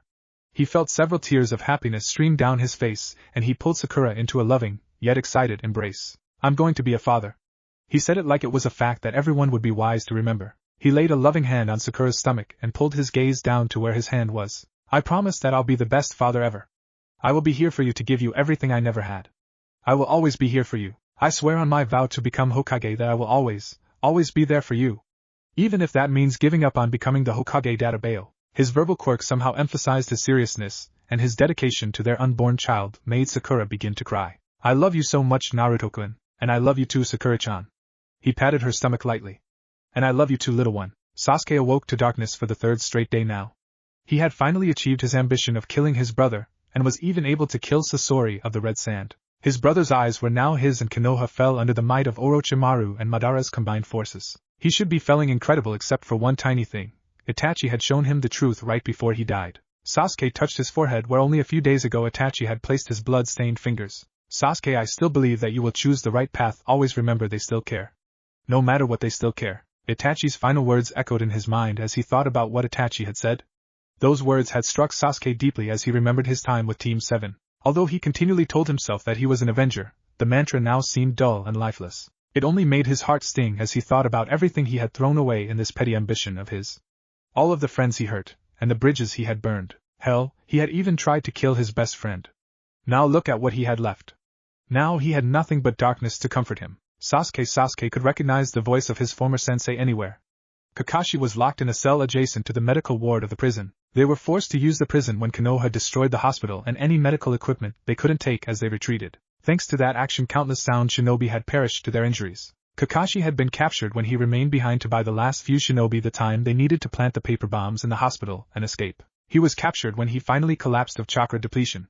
He had been in prison for 3 days now and his Sharingan was sealed for the moment. This was the first time he tried to contact Sasuke. What, Kakashi? Sasuke sounded cold, but he couldn't help it. After being with Orochimaru and Madara for so long, he had become cold and distant, desensitized to things that would make even the most battle-hardened shinobi vomit. Now he was trying to be friendly with the hopes of repairing a broken bond, yet his voice portrayed the complete opposite. Sasuke, I forgive you for what you did. I also wanted to tell you that Naruto and Sakura still care. They're still going to save you no matter what. The words struck a chord deep in Sasuke's heart, and for once in a long time he felt that strange warmth inside him. The warmth that only comes with a feeling that had been Sasuke's enemy for so long he forgot its tenderness. The feeling of happiness. I hope so, Kakashi. I truly do. He whispered, but it was just loud enough for the silver-haired Jounin to hear. Kakashi smiled a sad smile. I just hope it's not too late for me to see their reunion. Naruto softly stroked Sakura's hair as she slept. He was still processing yesterday's news and almost believed he was still dreaming, for only in his wildest dreams could he have ever thought that he would be having a child with Sakura one day. Yet here he was with her head resting on his chest and their child growing inside of her. He tucked her pink hair behind her ears and kissed the top of her head ever so gently before he carefully got out of bed, making sure not to wake her. He quietly got dressed and wrote a note to Sakura before he slipped out into the early morning air. His heart was heavy as he thought about what was going to happen, but he knew that he had to answer Gaara's summons. The blonde also knew what was going to result from those summons. He snapped out of his thoughts when he was at Gaara's office and entered the room. He found that he wasn't alone with the Kazekage. Shikamaru leaned lazily against the wall while occasionally glancing at the troublesome Temari, who was still half asleep. Kankuro was tinkering with his puppet. Naruto guessed he was adding a new weapon or poison, as he sat on the new couch in Gaara's office. Lee was doing handstand push-ups using only his thumbs, counting off his 317th one. Tenten stood beside Niji, both sweat dropping at Guy, who was doing the same exercise as Lee except he was using one hand. Ah, Naruto. I'm happy to see you finally came. Naruto turned to face the desk where Gaara sat with a small smile. He still didn't know about Sakura's condition. Nobody besides Tsunade, Sakura, and himself did, so he couldn't know what he was tearing Naruto away from. Yet Naruto gave a weak smile that only Gaara and Shikamaru noticed. Gaara's smile faded at Naruto's unusual behavior, but Naruto just shook his head in an "I'll tell you later" fashion. Gaara nodded and called everyone to attention. Once they finally got Lee and Guy's attention over their shouts of youthfulness, Gaara was finally able to proceed. I have gathered you all, at Tsunade's request, for a mission. As we all know, Konoha fell several days ago to the combined forces of Orochimaru and a man calling himself Madara. Several important shinobi were captured by the sound. Your mission is to act as an infiltration and sabotage team. Your primary objectives are the recovery of Choji Akimichi, Hinata Hyuga, Kiba Inuzuka, and Kakashi Hatake. You are also going to capture Sasuke Uchiha at all costs. Your secondary objectives are the demolition of any medical facility, weapons storage and manufacturing facilities, and any supply lines and food storage facilities. This mission is expected to take at least 10 months or longer. This is an SS rank mission. You all know that this is the highest rank available, so the risks are obviously great. You are to depart immediately. Your supplies are located at a checkpoint in the Valley of the End. You are dismissed. Naruto, you stay here for a few minutes. The other shinobi filed out to wait for him at the entrance to Suna. What's going on, Naruto? Something is troubling you. Naruto let out a sad sigh. His smile was just as sad as he spoke. This mission came at the worst possible timing. Why is that? Gaara leaned back to study his friend's face. Well, Naruto's smile brightened as he spoke. I found out that I'm going to be a father. Gaara didn't expect to hear this and was about to congratulate him when he realized what his friend meant. Oh, I'm sorry, Naruto. He realized that his friend was almost certainly going to miss the birth of his first child. He noticed the smile on the blonde's face turn sad again. Well, I guess congratulations are in order. I will tell Sakura where you are, so. No, don't. She will just try to follow us. It will hurt missing my child's birth, but it would be unbearable if something happened to her and the baby. Gaara nodded his head and Naruto turned to leave. Thank you for everything, Gaara. Tell Sakura-chan that I love her. Please look out for her while I'm gone. If something happens to them, I don't know what I would do. I will, Naruto. Gaara gave him another sad smile. Naruto nodded once and disappeared. He reappeared in front of Ho's team. Let's go. With that, the team of Konoha and Suna shinobi set off for their long mission away from family and friends. Sasuke felt his presence as he approached Konoha despite concealing his chakra. He smiled a small smile just as the last bandage was removed from his eyes. Naruto, my time has finally come where I can return the favor. -4 months after departure, Naruto gazed off towards the direction of Suna where his beloved Sakura was about 5 months pregnant with their child. He sighed as he saw Sakura and his home in Suna. He couldn't help but wonder how she was right now. If she needed his help and if Gaara was keeping his promise. He also couldn't help the crushing feeling of homesickness as it felt like his heart was being crushed inside his own chest. He hoped that Sakura at least had something to distract her so she wouldn't feel the crushing sorrow that he did. Naruto, come on. If we hurry, we can finish laying the charges in the prison today. Then tomorrow we can work on prisoner rescue. Shikamaru nudged the blonde to rouse him from his thoughts. They were actually 2 months ahead of schedule, but that still didn't mean that they weren't pressed for time if he wanted to make it back for the birth of his child. He nodded and stood up to join the others as they head into the nightmare that was now Konoha once again. Sakura sat all alone on the couch wearing one of Naruto's shirts and wrapped in a blanket. She was forced into maternal leave 1 month ago by Tsunade when they found out that the reason for her exhaustion was due to the baby already forming a fairly large chakra network at this young of an age. Tsunade had remarked that only Naruto's kid could cause trouble and do amazing things before it was even born. Sakura still let out a small chuckle at how true the statement was. Naruto, she missed him so much. Even more so now that she had nothing occupying her mind. There were a few mornings that him not being in the bed when she woke up would actually cause her to break down and cry. She was an emotional train wreck and she knew it, but the loneliness was almost unbearable. Yet she still got up every morning, took care of herself and the baby, and went to bed every night so Naruto would be able to come home to a happy family. Sakura felt the tears coming again and hugged the blanket closer to her body while doing her best to stifle her sobs. -6 months after departure, Naruto ducked under another shuriken before flipping his sword up to slice open the man's chest before he kicked the now dying person into the raging inferno of the building behind him. He jumped over a sword aimed for his legs and held out a hand towards the attacker, who was launched into several splintered beams that impaled him. A hand grabbed him by the neck and twisted him around so he was staring into the Sharingan eye hidden beneath the orange mask. Time to capture the Kyuubi. The air itself seemed to be pulling Naruto in towards the single eye. He tried to think of a way out before it was too late, but his savior came in the form of a blue blade made of lightning. He followed the blade back to see Sasuke's outstretched hand. The Uchiha quickly grabbed the Uzumaki just as a building fell into the street and separated the two opposing sides. Come on, Naruto.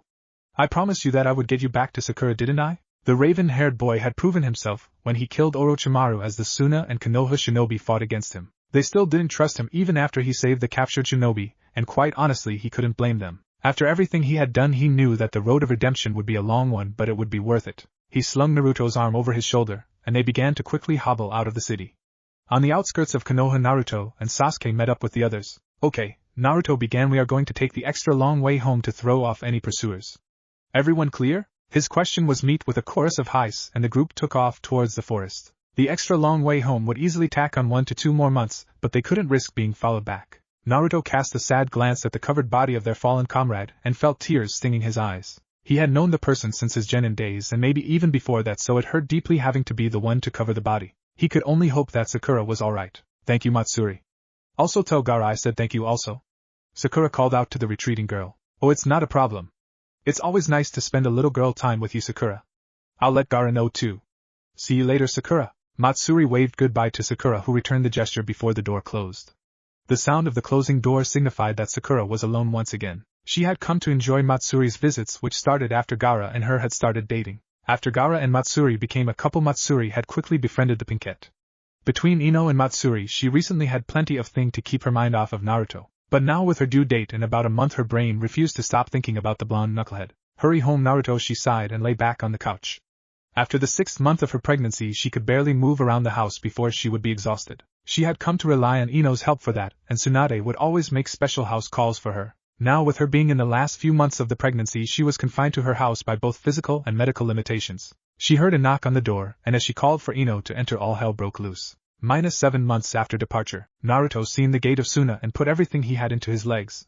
He heard the heavy breathing of his companions fade into the distance as he reached nearly inhuman speeds. He blew through the entrance and leapt onto the rooftops, making a mad dash for his house. He hoped to God that he would find Sakura there greeting him with the extended belly of someone 8 months pregnant. Then he could bring her to the hospital when she was in labor, and he would be there when his child was brought into the world. He reached his door and stopped.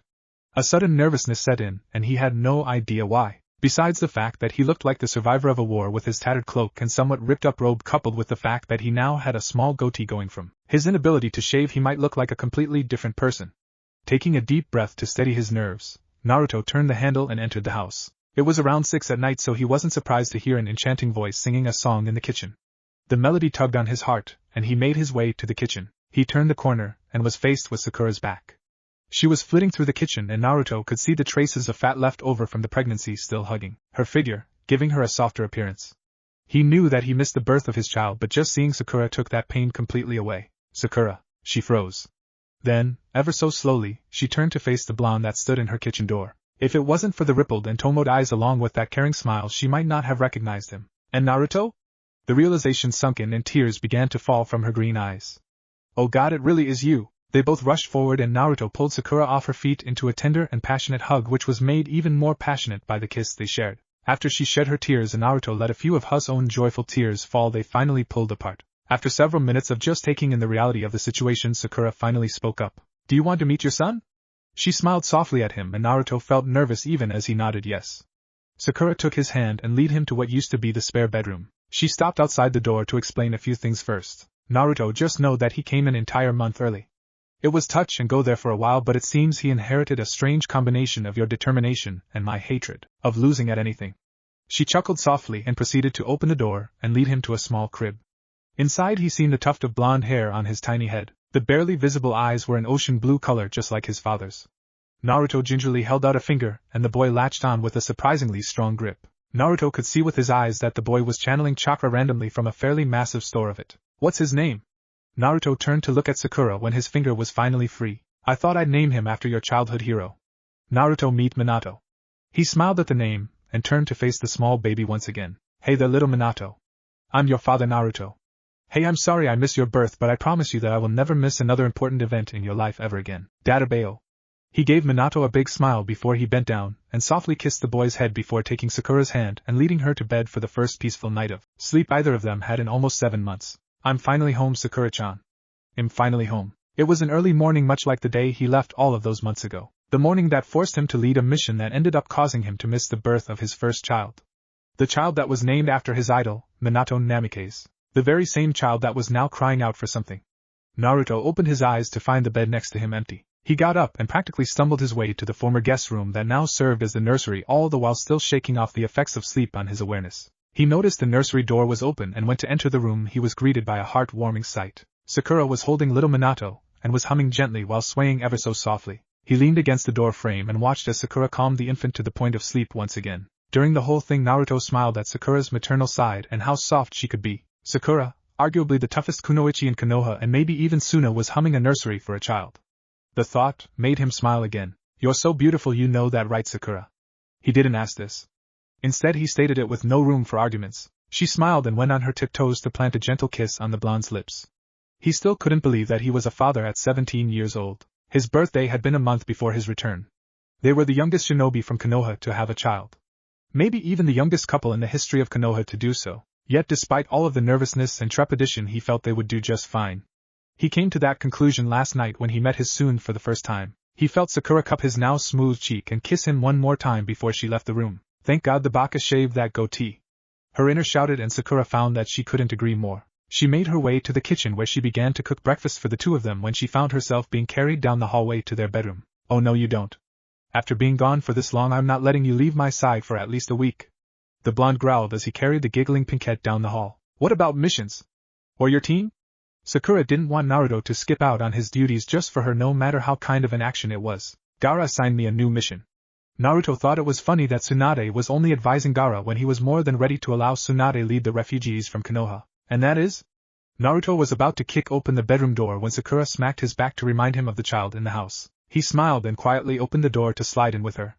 After shutting the door he picked her up and laid her down on the bed. That mission is, and I quote, I'm assigning you to the mission of being a good father until further notice. You may resume command of your genin team for training only. That is only after a month of vacation. Until then and for their missions Yamato will be their secondary sensei. So as you can see I'm not going anywhere. He pulled her up and captured her lips in a passionate kiss. Sakura deepened the kiss, causing him to increase the intensity. Sakura, not to be outdone, flipped Naruto on his back before straddling his lap. She could feel him getting aroused and smirked. How about we go for child number 2? She asked, and he grinned. It was 1 in the afternoon before the sweating duo emerged from the room naked as the day they were born. Naruto had a satisfied smile spread across his face as he watched Sakura limp to the sink with a glass. He drank in the sight of her naked body for a few more minutes before his stomach practically roared its neglected needs to the world. Sakura was forced to spit her water into the sink, or run the risk of choking as she laughed at the blonde who was now frantically searching for his life-giving meal. He threw open a cupboard and was greeted by the sight of an entire cabinet dedicated to ramen. The sight almost brought a tear to his eye. When the two were finally done with eating, a knock at the door had them scrambling for clothes. They just finished covering themselves when Ino practically threw open the door, although it wasn't with her usual happy vigor. Naruto took one look at her face and knew why. She looked like she was on the verge of tears and walked straight up to Naruto, who had his head down waiting to hear the inevitable. Ino, what's wrong? Sakura was about to step forward but was shocked when Ino slapped Naruto. He openly welcomed the pain as she spoke quietly. Why? No answer. Why? It was asked slightly louder. It was yet again met with silence. Why? Because I couldn't do anything. Is that what you wanted to hear? Yes, Naruto Uzumaki, was completely helpless. I was bound up by chakra-absorbing rope with several chakra seals and they forced me to fucking watch. Naruto had tears running down his face that only made Ino cry harder. Where were the others? Why were you alone? She held a somewhat accusing tone that cut deeper than any kunai ever could. We each had a separate job. Mine turned into a trap. He tried to explain further, but Sakura's embrace helped Tuesday Dam break the rest of the way. I'm so sorry, Ino. I tried. Oh God, did I try, but those bastards, they tortured him right in front of me. I wasn't able to do anything. Oh God, I'm so sorry. He had never cried this hard ever before, but now he was almost a groveling mess as he fell back and sunk down against the wall with his hands on his face. Ino didn't say anything.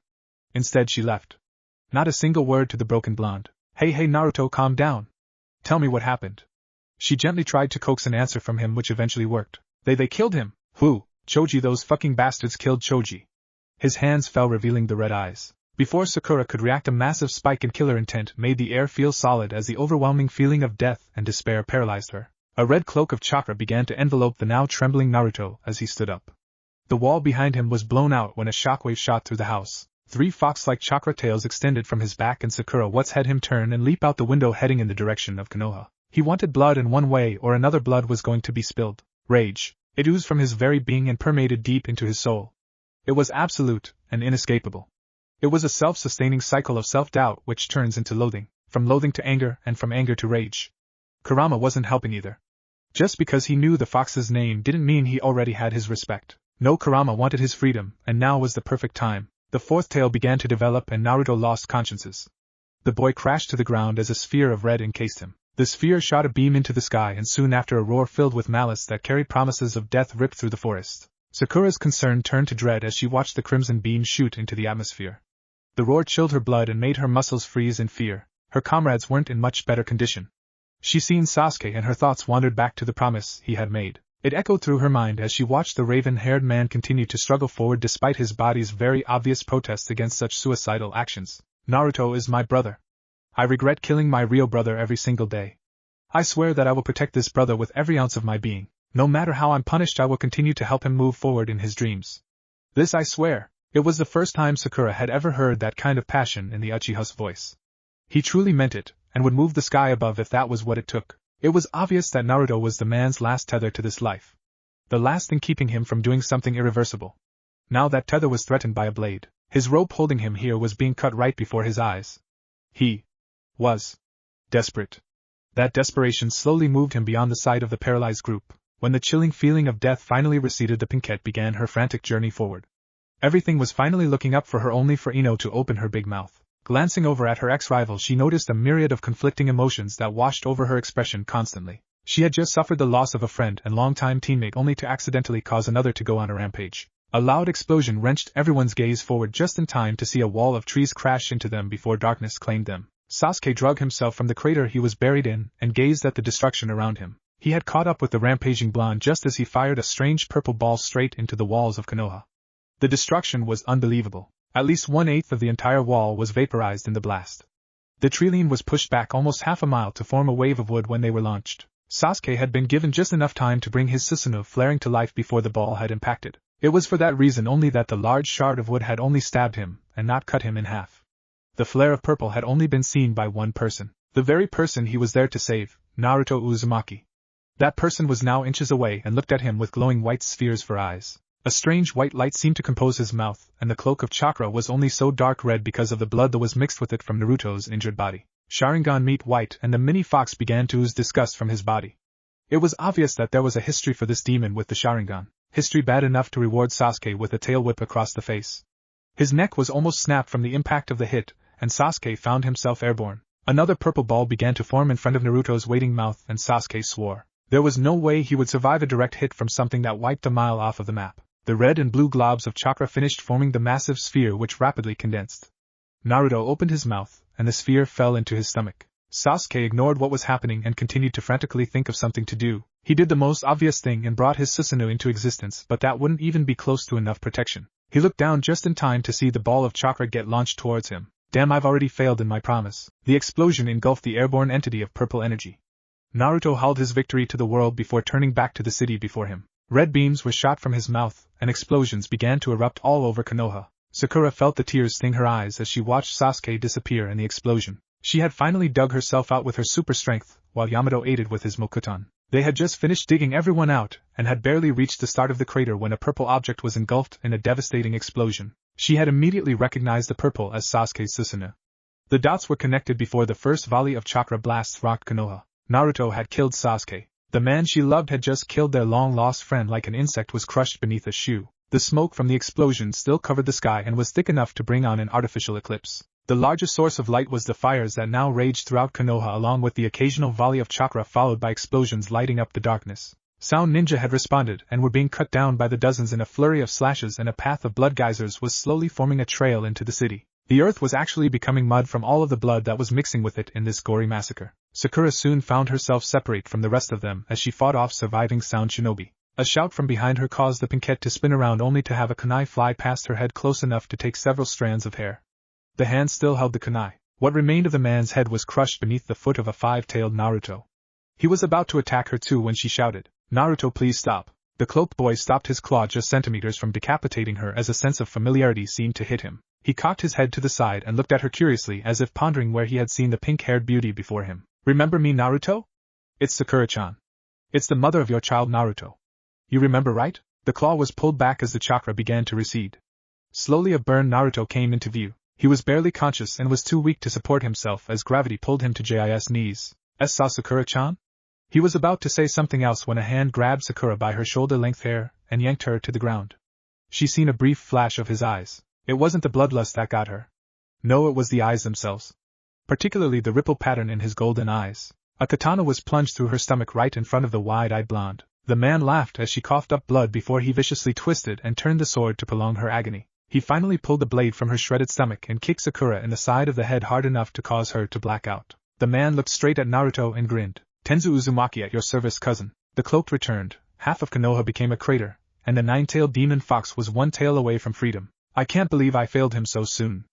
I couldn't even protect myself, let alone the one who killed me." A pair of hands grabbed hold of Sasuke's arms, and he was sure he was about to be pulled from what was left of his earthly body. The hands began to shake him gently at first, but then more urgently when the ground trembled.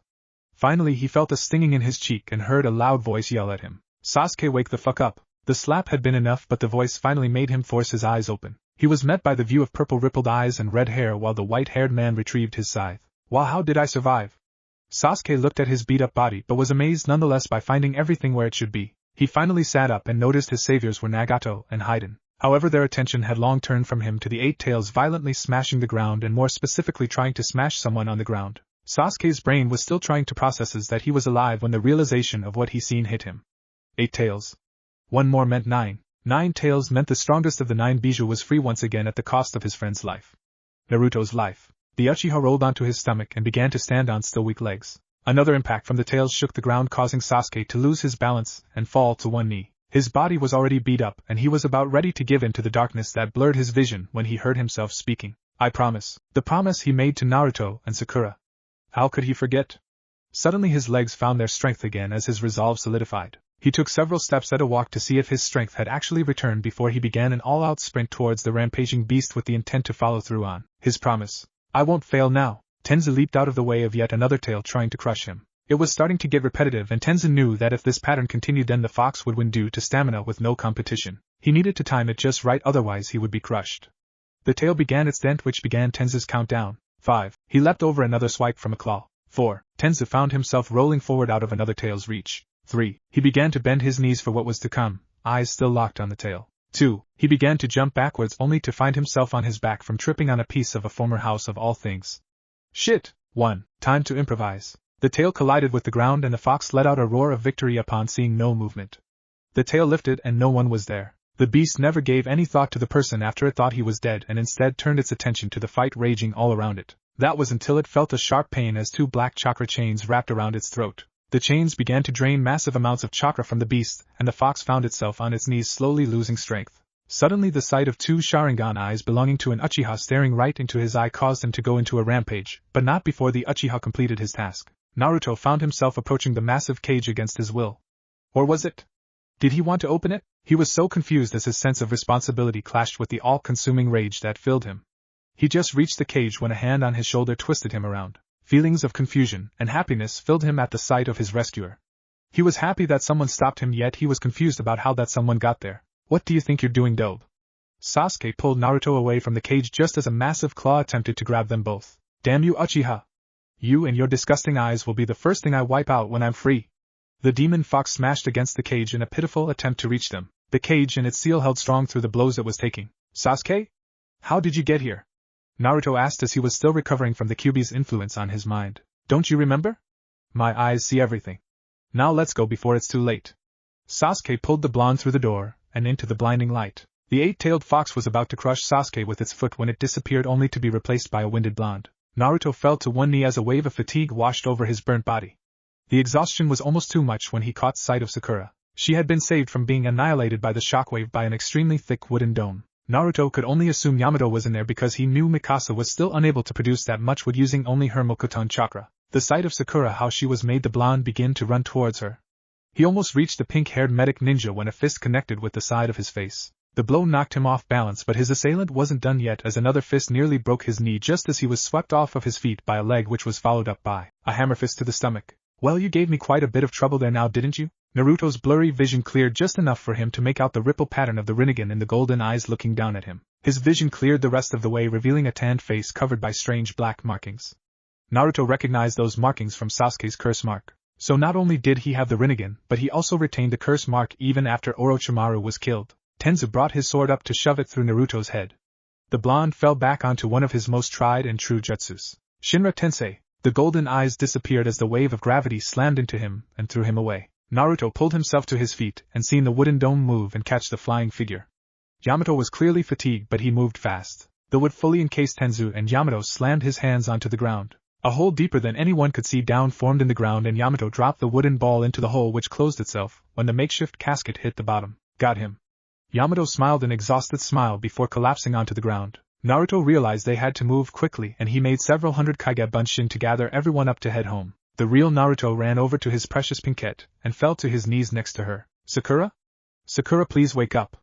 The tears flowed down his cheeks as he gently lifted the girl's limp body into his arms. Sakura, please don't leave, not now, don't leave our child without a mother. Please. Please don't leave me. I know this is selfish, but damn it, I've loved you my entire life. I'll be damned if I let you leave me now. Sakura, please. Wake up. The magnificent emerald eyes that Naruto loved still didn't open. The pale body of the girl he always wanted didn't respond to the pleas of a desperate man. Death collected his prize without any regard of those that would be hurt by the passing of that person. However, death never collected from Naruto Uzumaki. The blonde's eyes began to burn as a flurry of memories emerged in his mind. A field of death.